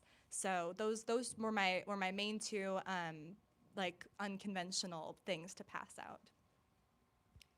I couldn't come up with anything for an 80s musical. I was like, Rubik's Cubes, but then it's just like, you start thinking of like how much it costs if you're going to get like 50 or 100 of something, and they're just budgetarily. But I will say, if your show has fun costumes also, office hours, the best place to come in costume. I remember the first one I went to, not realizing it would be like, Abraham Lincoln is standing next to like someone from the like future, and then it was, who was the artist last year that was the bug? Elle. Yeah. Elle always came in like a blue leotard, full body paint, and you're just like, I have to talk to you by the end of the night. And just was so good at marketing their show. So if you have any kind of costume in your show, and you can get your actors to come, we would always come in like 80s attire, and that was just like a great conversation starter. So we leaned more into like, well, we already have these costumes for the show, than like any kind of physical gift. There's like, and then there was also like interactive stuff that wasn't a physical gift. I think Pandora's Box had something that was interactive. The Holy Holy Gang, they had like different, they were always in costume and they had stuff that you would interact with them on. So those ones I would definitely remember too, because I'd be like, oh yeah, I got a secret or something like that. I think that was one of the things. Someone had a wheel you like spin. Yeah, somebody, I was like, what? somebody had like a full prizes. cigarette holder thing and they were like the So crypt creative. keeper. Anyways. Yeah, but it's like all of those things are really fun. I also will preface you with like, depending on what the costume is and depending how the space is, those things get really packed. Yeah. So just be aware if you have And a hot full because of that. apparatus. Yeah. Yeah, it's like you're going to be in the corner, shoved up in the corner dealing with that. Otter puppets? Last year too, I forget the show, but like she always had an otter puppet with her. Shannon, yeah. yes, Anyways. yes. Yeah, so like all of that stuff also is like just as memorable as that kind of like, here's a little thing of tissue, probably more memorable, I'd say. I would also say just a gentle suggestion to you don't need to have a little thing just to have a little thing. Yeah. Because like if it doesn't make sense for your show, you don't want to spend the money on a thing and then hand it to someone to be like, what is this thing? And the other thing I know I won't shut up about these cards, but but that's because I made them. I'm gonna keep going. That's because I made them with a rubber stamp, and a rubber stamp, I've already talked to friends and family about this, is a highly underutilized marketing tool because they're very inexpensive for how often you will use them. You can get a custom rubber stamp made at like rubberstamps.net for I think $30, and then you have it forever. Is this an ad? I love That was awesome. I love anything Marketing that can starts be, now, guys. that can be analog, and I just think analog is so, and like having a rubber stamp, then you can make as many things as you want whenever you want. It's a very inexpensive printing tool. That's not a printer. That was so fun. I'm like gonna do that just for myself. Okay, love that. And but just like Emma was saying, remember that like if it doesn't make sense for your show, then it's not gonna get people to your show. It needs to keep the same idea. If it's not in your budget to do that, that's okay. Focus your time and money on something else. But it is something to think about too. Like even the costumes, that's a great idea. If you already have them, might as well wear them. Just make sure you wash them because again, it gets really hot in these office hours. I mean, you'll see me like, where's Jeanette? I'm outside. I need to breathe. Like it's a lot. I'm very fun, but it's a lot. So think about that. It's a lot, but oh my gosh, do I love it. I'm so energized by the end of it. But yeah, thank y'all so much. And then speaking of office hours too, friendly reminder, some of our office hours are 21 plus and some of them are 18 plus. So that's on our events page as well, and that's in our newsletters as well, but just keep that as a guideline. Some people have cast members that are younger than 21 and so they're not able to come, so just think about that. We are nearing the end of these questions before we do our Q&A. So speaking of like marketing and what we have opportunities at Fringe, lightning round. We're doing lightning round again. So this is a program of, oh, that's okay. Will be a compilation of 15 seconds to say your favorite line from your show. All posts to our Hollywood Fringe Instagram page. We'll send more info out in a newsletter. I will be helping with that, and respectfully, I will be kind of strict with that because the point is to go really fast. And so a lot of our artists in the past want to understandably want to talk about their show. I get it. I love hearing it. But the point is to have something really tight and easy. So even if you don't do it with us, maybe have that for your show as well. Something really quick and easy you can share on social media. Cabaret, of course. We love our cabarets. We're going to do that as well. All this will be sent in our newsletter. Runway, think about that. If you have some costumes in your show that you think you want to show off, come on, do runway. And then poster and postcard drop off and guidelines. This will be sent later because we need to be announced. I'm looking at this. I'm like, we don't have that ready.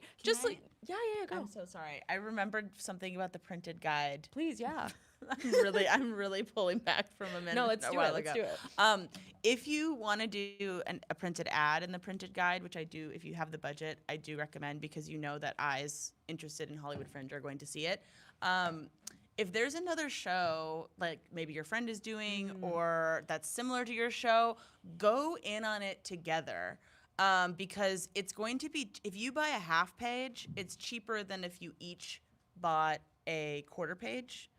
Sorry if I'm scamming Fringe right now. It's No. not like a huge savings. Yeah. I'm like, turn it off.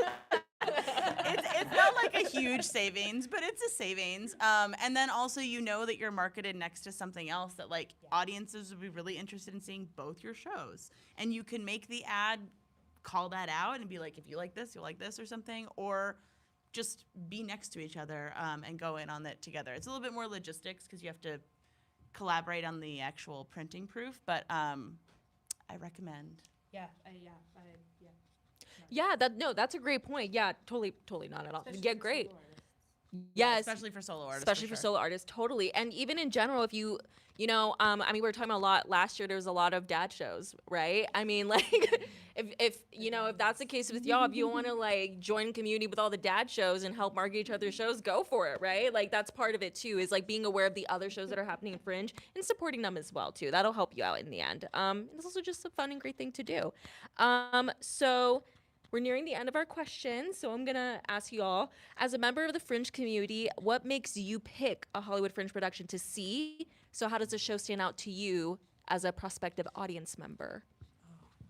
I mean, this is kind of in the refrain, but like, how excited are they about the show? And like, how do I feel when they're telling me about their show? Like that alone, if I'm excited when they're telling me about it, even for like 2 sentences, I'm like, great, I gotta see that show. Yeah, that's great. Your show will be like, it'll become part of the grapevine of the milieu of everything that's happening here. So be kind to each other. There were people who just would ask me to come to their show and were just very nice. And very, very excited about their show. And so if I hear anybody else say that name and I've already met them and I'm like, yeah, they were very kind, like that'll do it for me, like truly. But also, something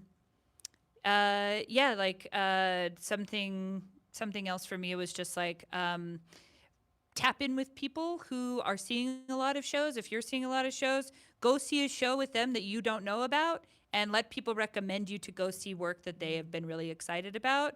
Just really be open to like, maybe this is like, I live in the clown realm, but maybe this is musical theater, even though I also love that. But like, let yourself really be surprised by what the people that you respect are also like open to and are recommending, because there's so much. Great advice. I love musicals, so every year I always look up the musicals. I'm very excited to see yours. So that's the first place I go. Something I look for in a show, but also as a producer, is I'll ask the person who's created the show, what are the themes of your show and what's the question it's asking? I feel like a lot of people, like, what do you want your audience to walk away thinking? And so, for example, the show I'm producing this year, Dust Bunnies, asks, how do you balance being a caretaker of like an aging parent and still have a life and your independence? And that's something I think a lot of people can relate to. Our show was a lot about like women being ambitious and what that looks like and at what cost. As we were talking earlier, I love stories that are about you get the thing you want and it's not what you expected, or you don't like the way you had to get it, which I think all of us in this industry feel sometimes. So if the creator on their page has a very clear, like, this is the question my show is asking, or these are the themes we're tackling. First, make sure that your show reflects that, because sometimes you'll get reviews that are like, this is not what the show's about. And that's great feedback. But just this is gonna sound very woo-woo, but go with me.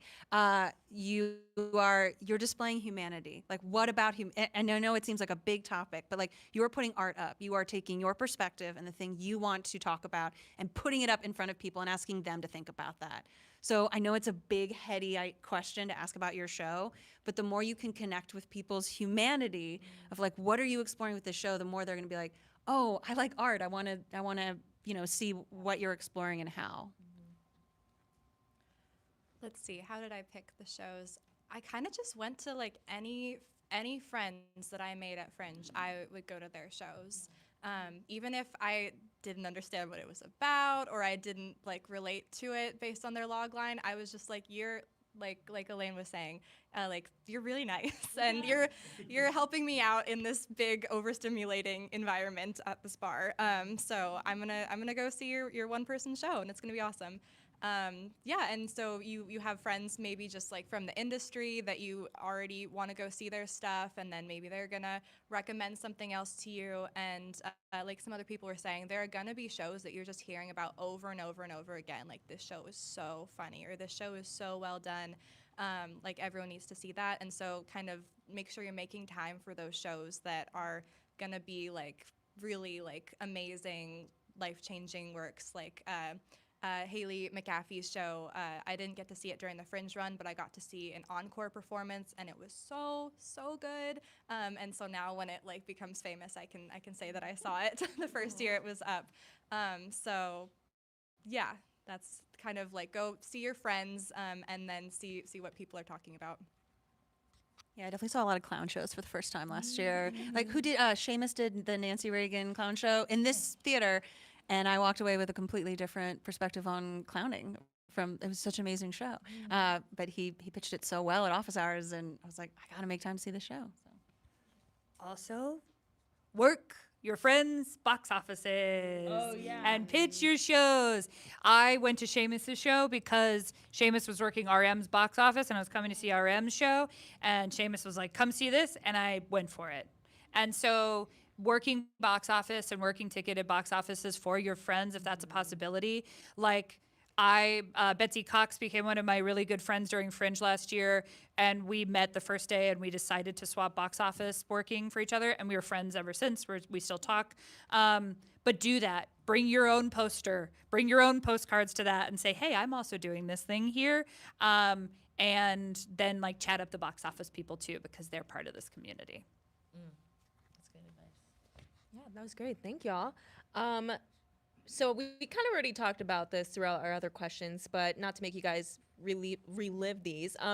Any mistakes you made, just think about it again. I really want you all to sit with this one, that might be valuable to share with the group. Anything you recommend to participants to skip. So even if it's something you guys mentioned earlier or something you didn't get to say, anything you guys.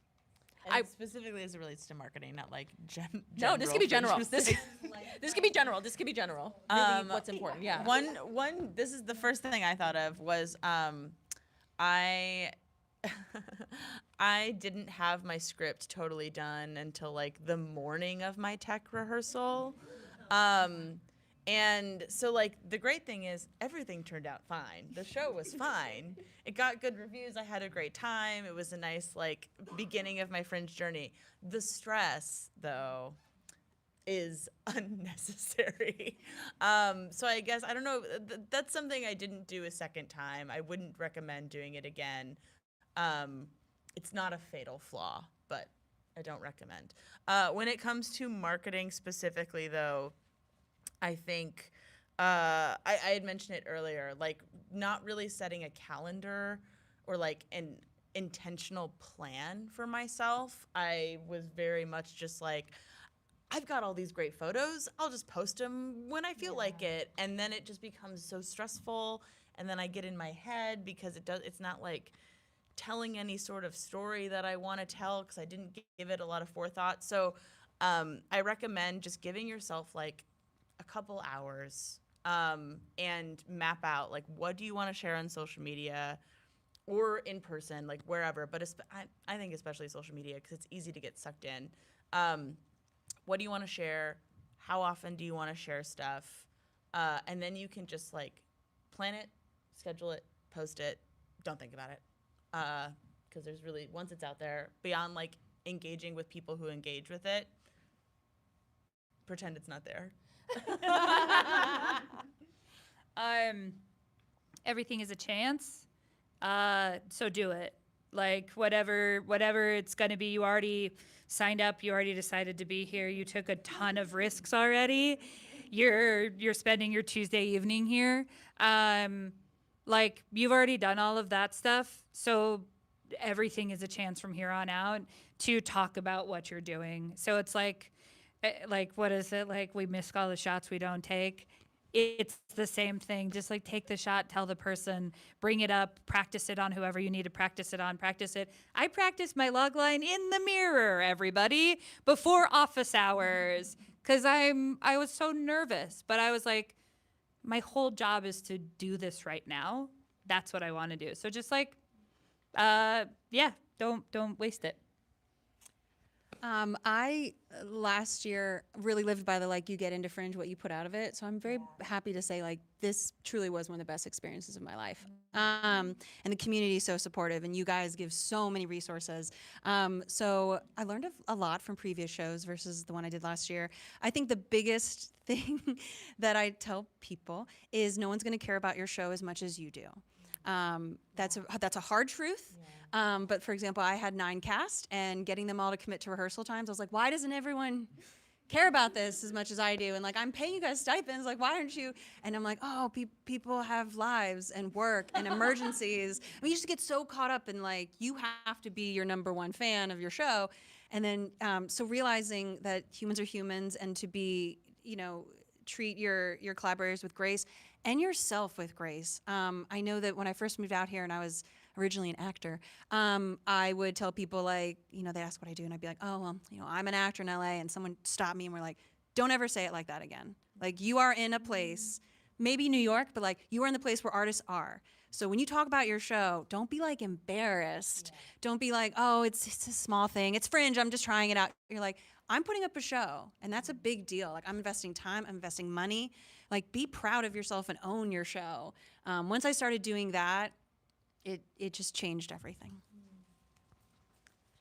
Yeah, I think definitely I was just always talking about kittens all the time last year. I loved it, and I made this little bracelet that says kittens because I'm a substitute teacher during the day, and sometimes that could kind of like become really stressful, or it could take up a lot of my energy. And so I was like always wearing this bracelet to remind myself that like this is what I care about right now the most, and this is what is gonna launch me towards like a career in writing musicals, or kind of move me forward in that.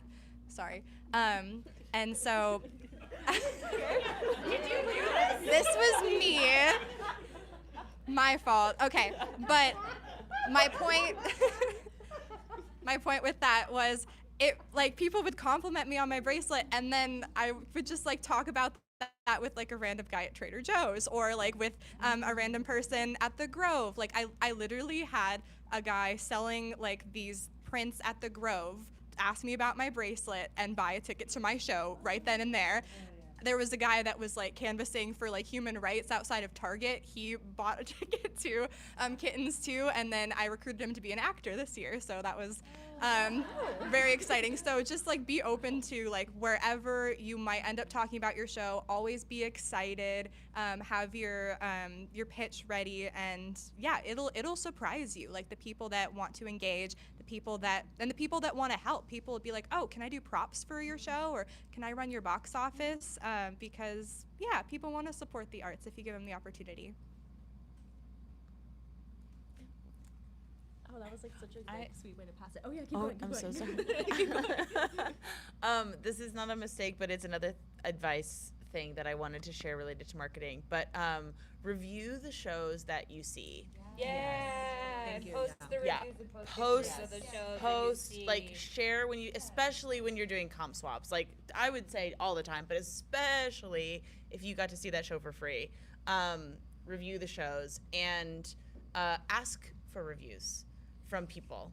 Not just the people here at Fringe who like it's part of the culture that we're writing reviews to each other, but your friends and family who come to the show. It's not something that they would intuitively expect. So like put it in your little program. If you do a little outro at the end of the show, remind everyone, please go to the Fringe website, please review it. Email everyone after the show and say, thank you for coming, please write a review. The reviews really do help. Not just with broad exposure and word of mouth, but also just like you as an artist to hear how people are receiving your work is so rewarding. And I think it's like such a gift of the Fringe Festival. So yes. Stays up forever.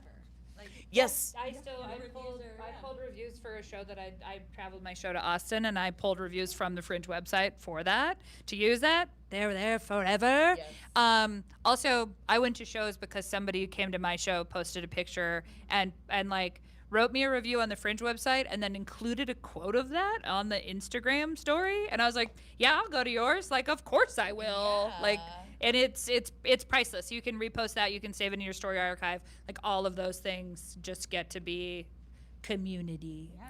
Oh, something I'll say too. Thank you.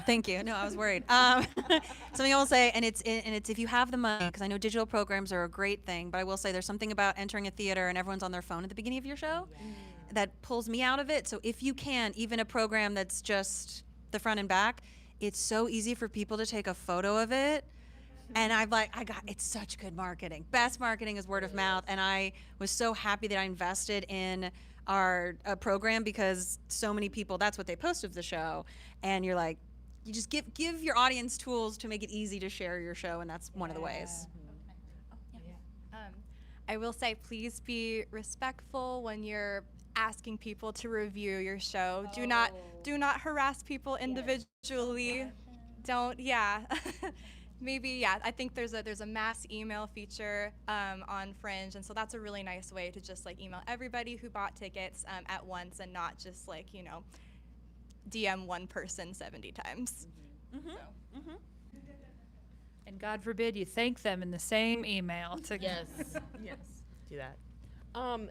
We're nearing the end. That's a great point too about reviews as well. I mean, I'll say this for myself, even for like my professional life. I've used like quotes and reviews from my Fringe show that's helped me get other gigs and stuff like that. I mean, they're certified reviews, so definitely use them. Oh, before we end, this is my advice that I wish I did. It's okay to ask for help.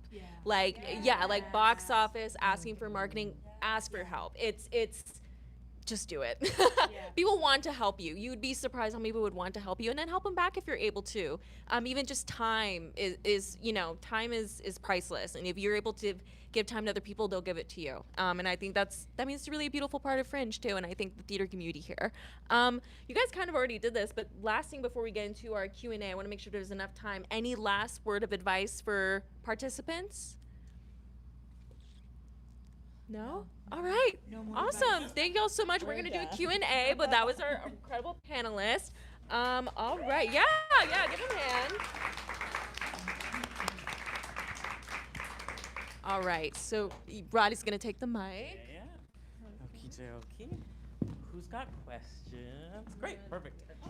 So what you're going to do is you're going to say your show name, because why not start marketing now? Your name, and then your question into the mic. Sounds good. Do I have to stand or should I just? Okay, I can sit here. Hi, my name is Christina Tendajasensky.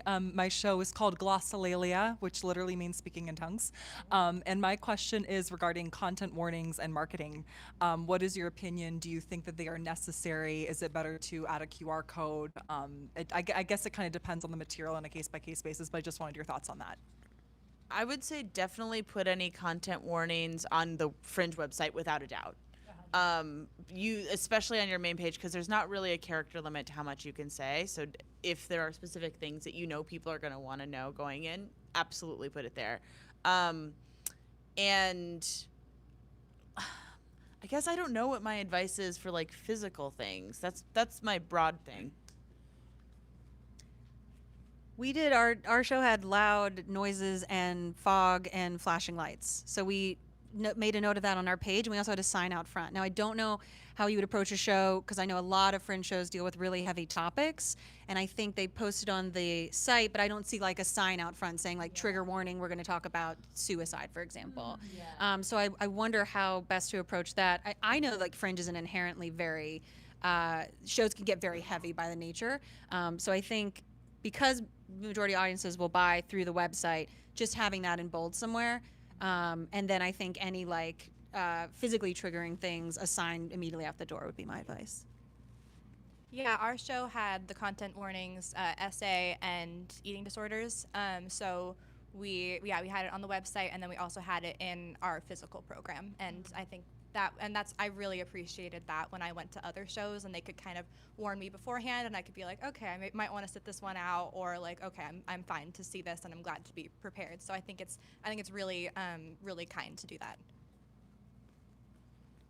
Also, if like my show was, people would be like, we're so sorry. Like they were ready, and I had to be like, this is a comedy. This is like whatever.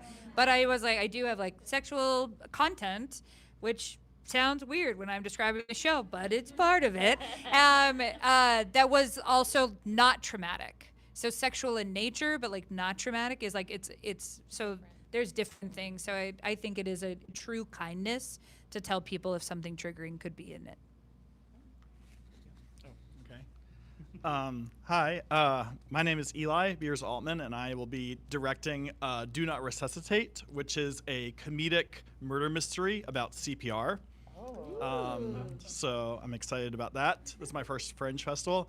My question is there a page on the website that lists the different previews of all the shows? Because then we could go and support all of each other.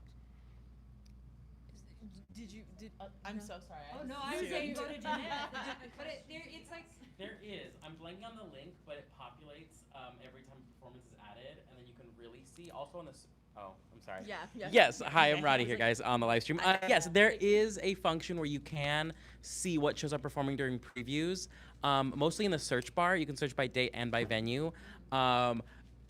Just pacing yourself will be good because there will be about 400 shows all trying to preview the first week, because that's what's the spirit of preview, is everyone performing at least once. So I'd probably start with your venue and who's in your venue doing previews, and then expand there, because there's gonna be a lot. But the answer is yes. I will find that link and I can send it all to you after. I know another way that you that's helpful with scheduling, because there's so many shows. Another thing I'll say is like, I mean, I've never been able to see every single Fringe show I want to see. And I beat myself up about it. Excuse me. So, like, plan accordingly throughout the whole festival. But if you are on the website, shows that you have tickets to, like, when you're logged in, it'll tell you where you have tickets to. Also, if you heart any shows, you, like, favorite them, it kind of categorizes them.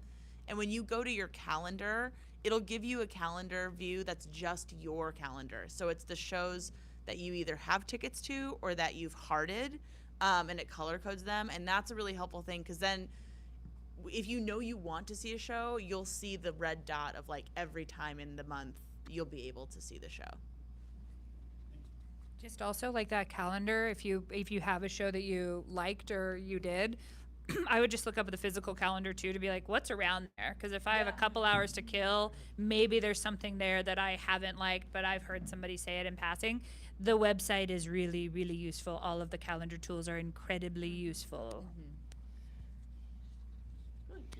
Hello, panel. Can you hear me? No, we can't hear you. Oh, we can. Okay.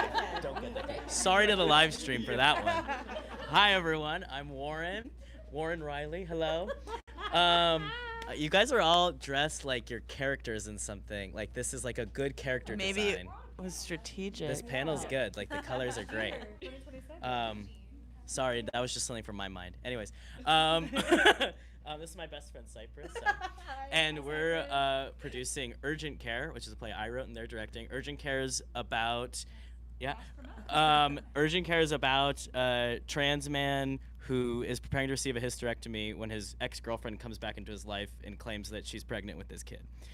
Come see.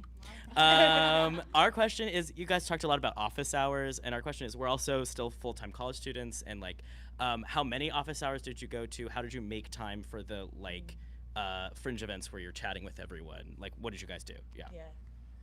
That's another thing, like, along with wanting to see so many shows, I have not historically been able to go to every office hours that I intend to.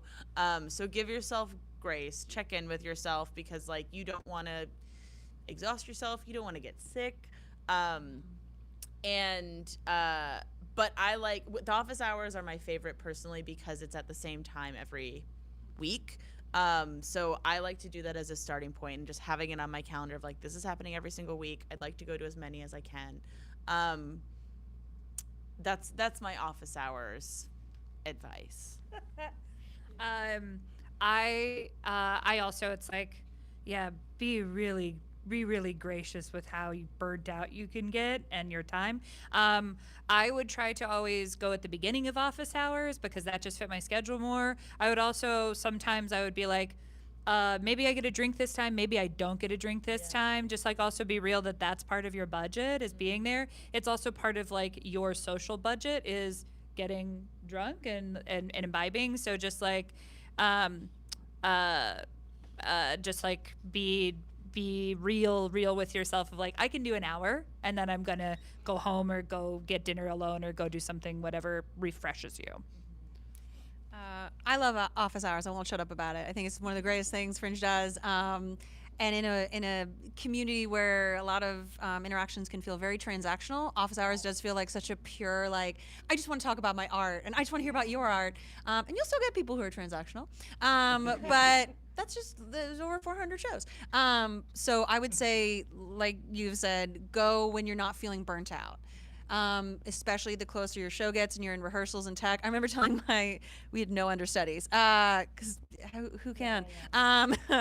Like the week or two before, I'm like, nobody go to office hours. Nobody go out in public. Again, not realistic at all, but I was like, I don't know how to replace you guys. But office hours are just so great because you're meeting it's your best chance to meet people. And you do have like opening night and other people's shows, but that's really where you're going to form the beginning of relationships. Like I keep saying Haley, but like she turned around, she's like, here's my very heavy show. And I'm like, cool, ours is an 80s musical. And like we connected in such a beautiful way. So as much as you can go to office hours, but be very aware of your social battery. At the beginning, it's really crowded. It thins out a little bit by the end. And also, if you can we had a goal of like someone on our team try to go to everyone, which is ambitious, and it was a lot of me because I loved office hours. But your cast is really great. I think we already mentioned if they can go to office hours because those are the people they will recognize in the show. That's their entry point to the character and the story and everything. A producer, associate producer, like I mentioned earlier, like who is your team that can go when you're in tech or you had a really long week and you don't want to like be on. Being on is exhausting, as we all know. But try to go because they're really wonderful. So I wasn't in my show last year. I had 4 actors, but I think 2 of them were in college, and my director, she actually lived in New York, and so she couldn't go to almost any of the office hours. So I was pretty much doing all of the like in-person marketing by myself almost. My ASM Nina, she's in the purple. She came to a couple with me. Hi Nina.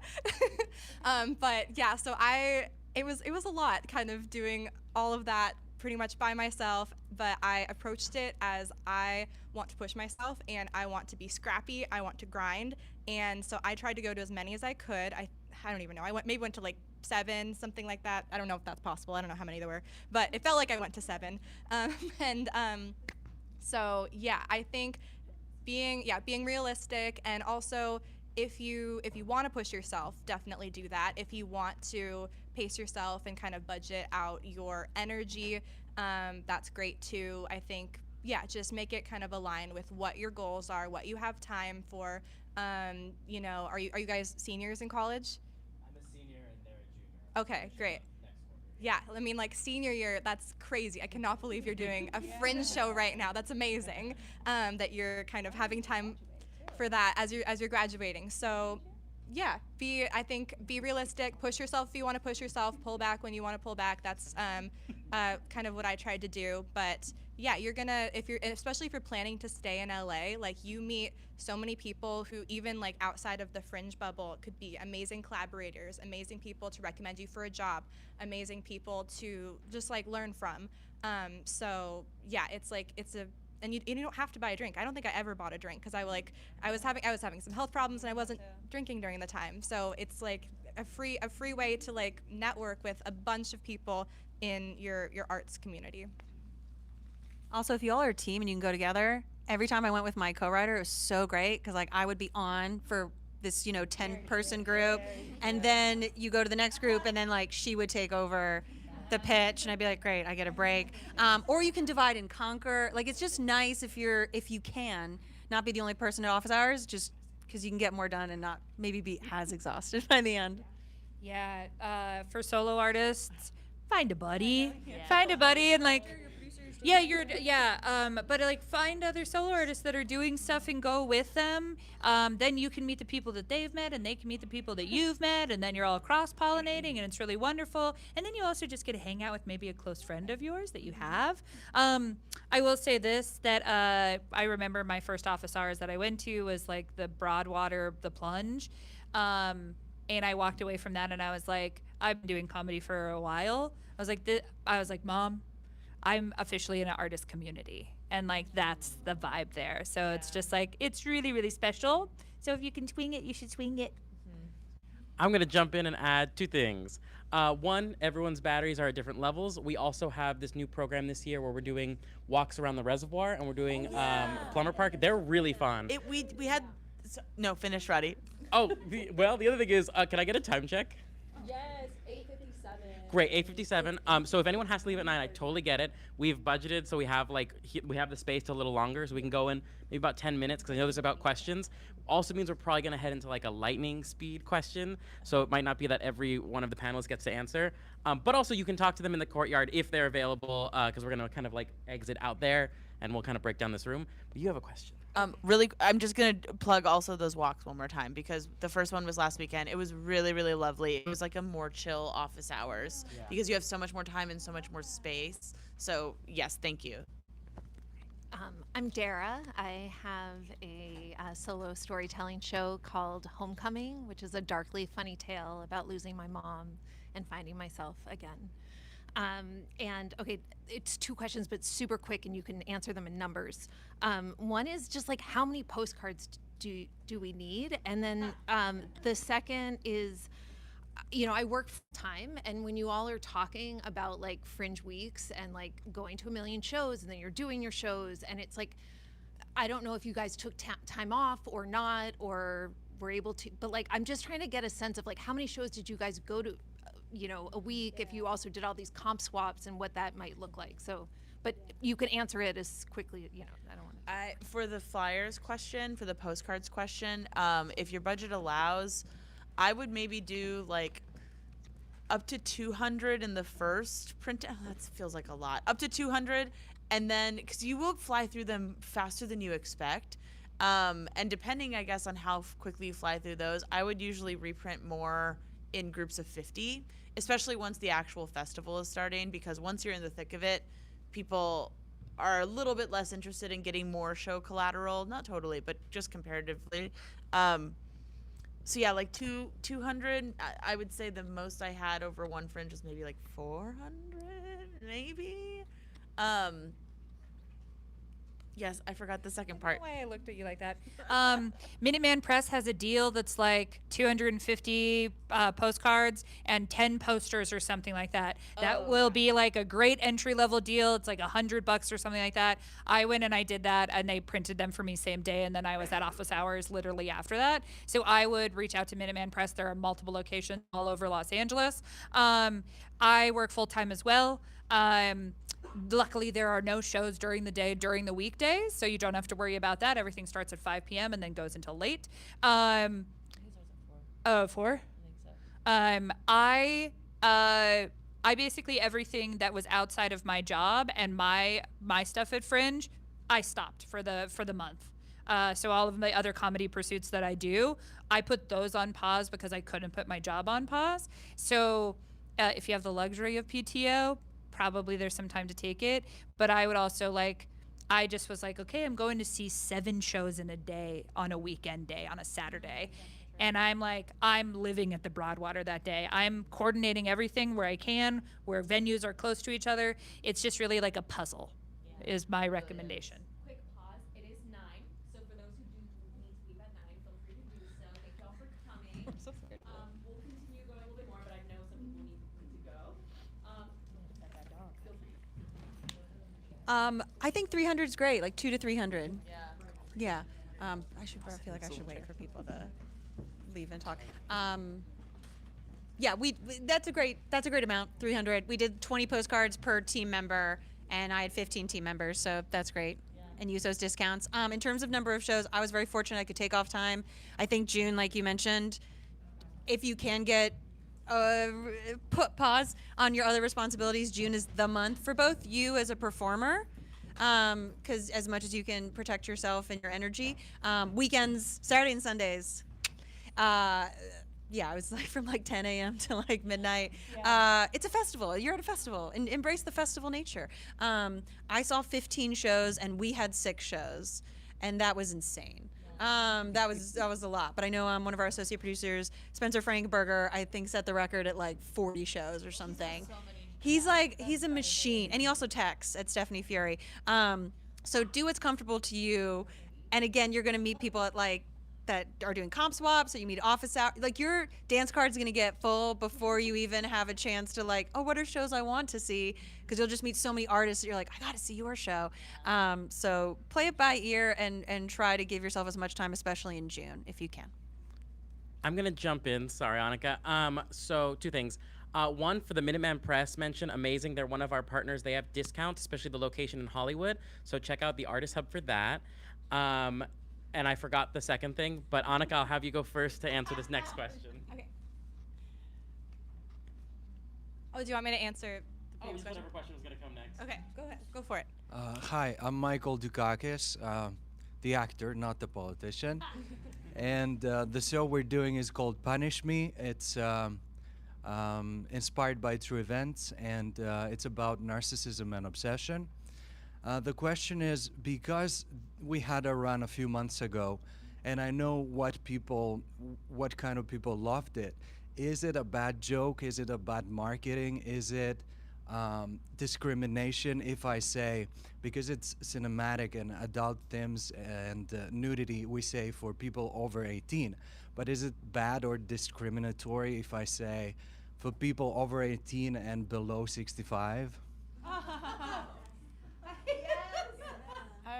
The older audience will figure out what shows to go to. Yeah, I don't think you have to say the no. I mean, you might want them.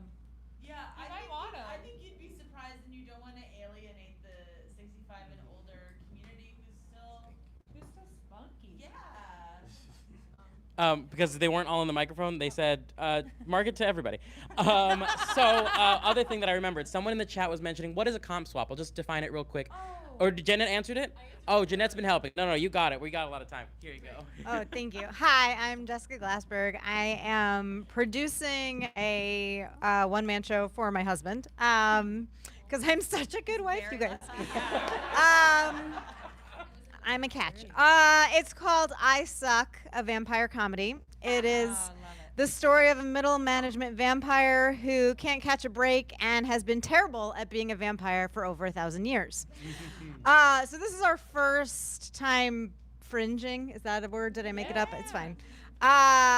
We have thought that we could only kind of fill an audience for 3 shows at a about a 50-seat theater. And that would be 1 preview and 2 shows. So my question is twofold. 1, how many shows did you guys do? I know you said you did 6. How many shows did you do, and do you think I'm not believing in myself enough and should do more? Or is this like a good first time run? I would say my consideration wasn't as much the size of the audience, but the size of the stage and what the stage looks like. I, toured a lot of different spaces, and I decided that the Broadwater second stage was the very best stage and layout and environment for my show. And it happened to have like 78 seats, and I was like, okay, yeah, that feels about right. But I think that you can focus more on like, okay, if I have a tiny little show, should I have a ginormous stage? Is that going to be the right environment, or do I want something more intimate? So I think that, yeah, that can be part of the consideration, is like what environment do you want? Do you want a more like intimate stage like the Stephanie Fury theater, or do you want like the Broadwater main stage, like a really big environment? And how many people are in your cast? It's a one-person show. One-person show. We booked the Hobgoblin. It's just how many shows. Oh, how many shows? Like a good. But you can answer that question too. Oh yeah, so we had 5 shows, and that felt good. But I don't know. It's just however many you want, however many you think you have stamina for. I don't think it's a matter of believing in yourself. I think it's just a matter of what you want to take on. I think if you want more shows, then you might just have to like put in a little bit more effort to get them filled. But I think you can do it. Okay, by show of hands, can I just see the number of shows that each of you did? 5. Amazing. And just for context, from last year, the average number of performances was 5. And typically what they did was 1 performance every week, with the last week being 2, because hopefully their marketing strategy paid off where they were able to kind of do that. But that was just an average. Here's your question. Yeah, of course. Thank you. Hi, I'm Spencer Waldner. This is my first Fringe. I'm doing a solo show based on my life called Daddy Issues, and it's about after I got COVID, I can't stop telling the truth. And my question is really quick. I actually have 2 questions, but you mentioned that you brought a size that was more successful for your postcards. Oh, I just did not do a good job designing the first one I was or two. curious, like, about sizing, because I was thinking, I was Yeah. like, okay, is this business cards? Because, you know, you might lug around, like, postcards might be kind of bigger. Yeah. So if there was a size you found more successful, and then It depends okay, on what you're putting getting on shapes, it, right? love that. mean, I don't know if you've heard, but you can get a Okay, lot on a cool. business card. If you looked into rubber stamps, no, it depends on what you're trying to get across on the show. So like I was like 5x7, like the bigger is better. It's not. 4x6 is also cheaper. So I think if you really look at like what is the essential marketing and is it a bigger on a postcard? If you're a 1-person show, like I want to include photos of our cast, I want to include a lot of the log line, the QR code, all the information you mentioned that is necessary. Might be hard to fit that on a business card, your shows and the QR code and everything. But like right now, what you're doing is you're like, I'm just trying to get my show out there and start building buzz. So it depends on where you're at and, you know, the essential marketing for your show. One other little thrifty tip for postcards, if you need to, is instead of sending them to the printer to be printed as postcards in that final size and cut and everything, send a standard 8.5 by 11 that you've put into 4 quadrants with cut lines, and then you can print 100 sheets, but actually you've got 400 postcards. You just need to do the work of cutting them yourself and make sure that the design is not going to be tricky. So then it's going to be slightly smaller than a postcard, but it can be a more economical way to get them. Yeah. I was just going to say, you got both sides of those postcards too. So yeah, I use was hearing both. like a QR code on the back might be nice, or something I was going to. And then if there's just like one thing you found most successful in your marketing, I know we talked a lot about, was there a way you could kind of gauge, you were like, oh, most people saw my show through word of mouth, or the postcards were great, or social media, or just curious if there's one thing that, looking back, or it's like all of it? Word of mouth, like is major. Directly reaching out to people. Yeah, directly reaching Texting, emailing, not relying on social media general. That was brilliant advice. I would say performances. People like hearing my original songs and being curious about it. I second word of mouth. Yeah, it's like the real stuff I think matters the most. Not saying that social media is not real, but like the real stuff that we're all kind of saying, the performances, word of mouth, connecting, that will be your currency. I, as someone who has a corporate background, that's what my show is pulling from. Like, I also think this is lame, but the sales funnel, or like the marketing funnel, and so much of marketing is just like exposure, just like telling them that it exists and like telling them the name of the thing and maybe like a visual of the thing. That's how I think about social media. You're just like, here it is, here it is, here it is. And then they like, after they'll see it a few times, they'll be like, oh yeah, they're doing that show. And then you like close the deal with an in-person or a direct invitation or a comp swap or something else.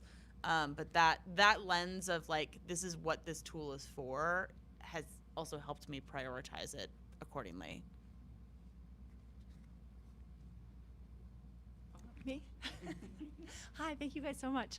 My name is Eve Weston, and my show is an immersive, participatory sitcom that takes place in a fictional co-working space called The Biz Nest. So I have 2 small questions for you. One, I love that there's a runway to show off costumes. And do we know when that is yet? Do we have a date for that? Yep. June 3rd. Okay, awesome. I am ready. June 3rd. June 3rd. June 3rd. And then the other question that I'm again new to Fringe on the doing a show side, not on the seeing show side. But I know there's a list for venues. Is there a list for actors who want to be in fringe shows? Like, should we be reaching out to the community for casting?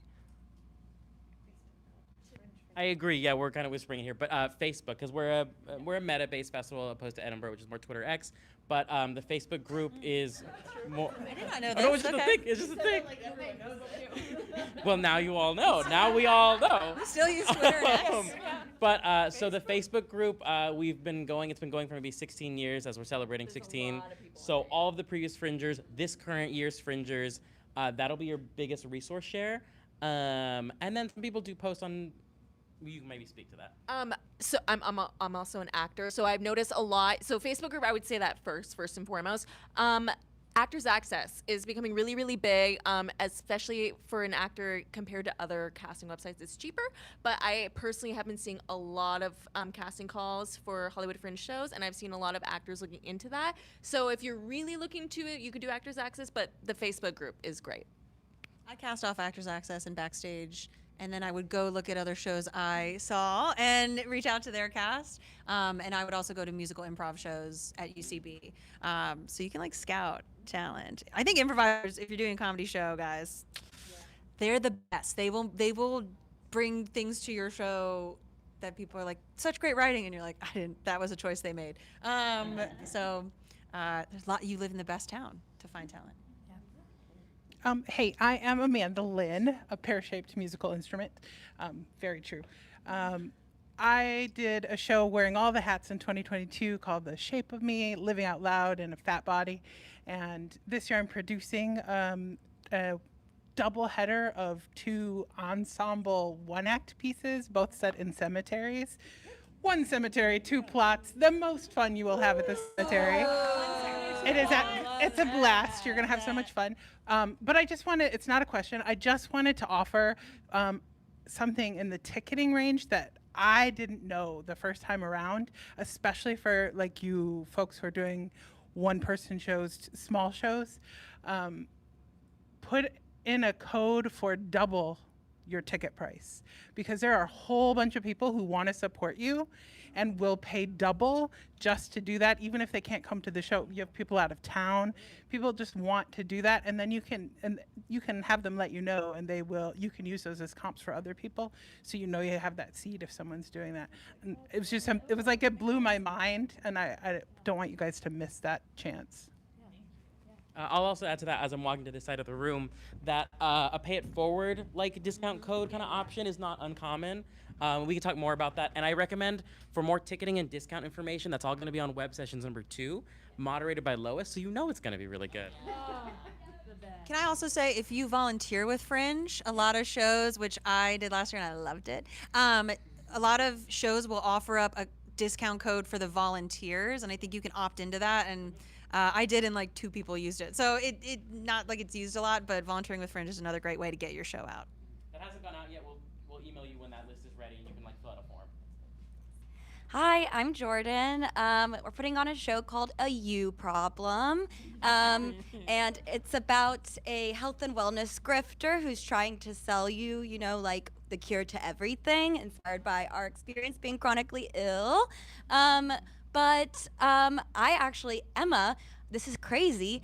I met you at El Cid like a year ago. We closed down the club. I don't know if you remember. I'm just now. Honestly, no, what's so crazy is before you said your name, I was like, this is really familiar. Yeah. We closed down the donut disco. But I wanted to ask, as a fellow person who loves to go out and dance, have you ever marketed your show to just randos you're meeting out and about? This is so funny.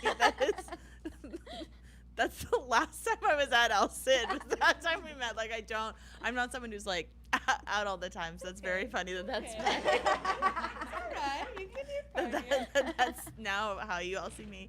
But no, I feel like, yes, it's kind of similar to like, do you feel like people in that space are going to be interested in what you're sharing? Talk about it. 100%. And it doesn't mean you like, maybe you have your postcards on you, but if you're at El Cid and you're dancing, and you just like meet a stranger, you hit it off, just like use it as a fan. Or you meet a stranger, you hit it off, just as you're talking to them, be like, oh, I'm doing this amazing festival. And then you can also talk about other shows that you think are cool, that you think they might like. So I think any opportunity is definitely an opportunity to talk about your show. Yeah, like Hinge dates or like Bumble dates or any, if you're, I'm married, but if you're single, hey. I will also say, if we can just be the most encouraging panel, hopefully, is you are living in a town where a lot of people talk about doing things. You're doing something. You should be really proud to talk about it. Yes. Please be proud to talk about your art. I don't know if we've explicitly said this, but I really liked when shows had a dedicated Instagram page with their show title as their handle, because sometimes I would be like, oh my goodness, I really want to see a show, and it wouldn't have a dedicated Instagram. It would be like tucked inside someone's personal Instagram or tucked inside like a production company, and it wouldn't have like its own page with all of its like marketing materials and its cast, and I would like not be able to find it. So I would say, if you have the bandwidth or if you have a friend who has the bandwidth, make a show page with the show title as the handle and just like pass it out. Like at office hours, get everyone to follow it, follow theirs, because that's the easiest way for people to find you if they totally forgot, where your little card is, or maybe they just remember like one word out of the title. It's like the easiest way for them to find you. We're going to jump to our final question. I will also shout out that this Wednesday for office hours, we're going to be at Desert 5, and office hours starts at 7, but line dancing at Desert 5 starts at 8, and a lot of people go to that. And Stud Country? Huh? What line dancing? Desert 5? Okay. I thought it was. I think it's. We're all talking about if it's stud country or not. That's what we're talking about, if it's stud country. This is going to be the last question, and then we're going to break, and then we can ask more questions of staff and audience members, our panelists in the courtyard. But yes. Hi, my name is Olga Konstantulakis, first time fringing. I'm doing a show called Becoming a Parent, the double entendre as becoming a parent and a parent, visible. My question is, I know you all mentioned that aside from like postcards and flyers and getting maybe a print ad in the guidebook, for those of you who have invested in money, like in further marketing, what would you say would be like your top go-to if you had a little bit of money to allocate to further marketing? Like I know you said you. Yeah, I got a PR human being, and she was incredible. I had never kind of experienced what that was like to do interviews and have articles and do different things there. One of the biggest pathways that she pointed me down was Stage Raw, and they have like, you can market your show through there, you can have a discount code through them. They also do a big opening party where they give out awards for the previous year. I went to that. That was really cool. I think anybody can buy a ticket for that. It's like $30, and it was just down in Hollywood, and that was like an interesting grouping of people who are like, we love Fringe, we are here for Fringe. That was really cool. NoHo Arts was like another place where I did a interview and then did some ad space there. I think that just being at both of those places and talking to people at those parties and then having those press people come, it did drive some audience members that I was like, I don't know who you are. This is interesting. So that's possible. I went with a PR woman who she was like a $600 like Fringe deal that I think is on the set website, Sandra Cooker. So you can look up people who are doing this also, and I think there are people who do like limited press runs if you're looking for somebody that's doing PR specifically. Brilliant. Can I get a round of applause for our panelists and for Jeanette for moderating? That's Thank you. for them. For those in the live stream, we're about to hop off, so bye. But if you have any follow-up questions, support hollywoodfringe.org or scheduling a one-on-one session, probably with me or someone else if I get sick. Okay, bye. I was going to say one of the best resources is Roddy and Jeanette. That's true, Roddy and Jeanette. Volunteer so you can be friends with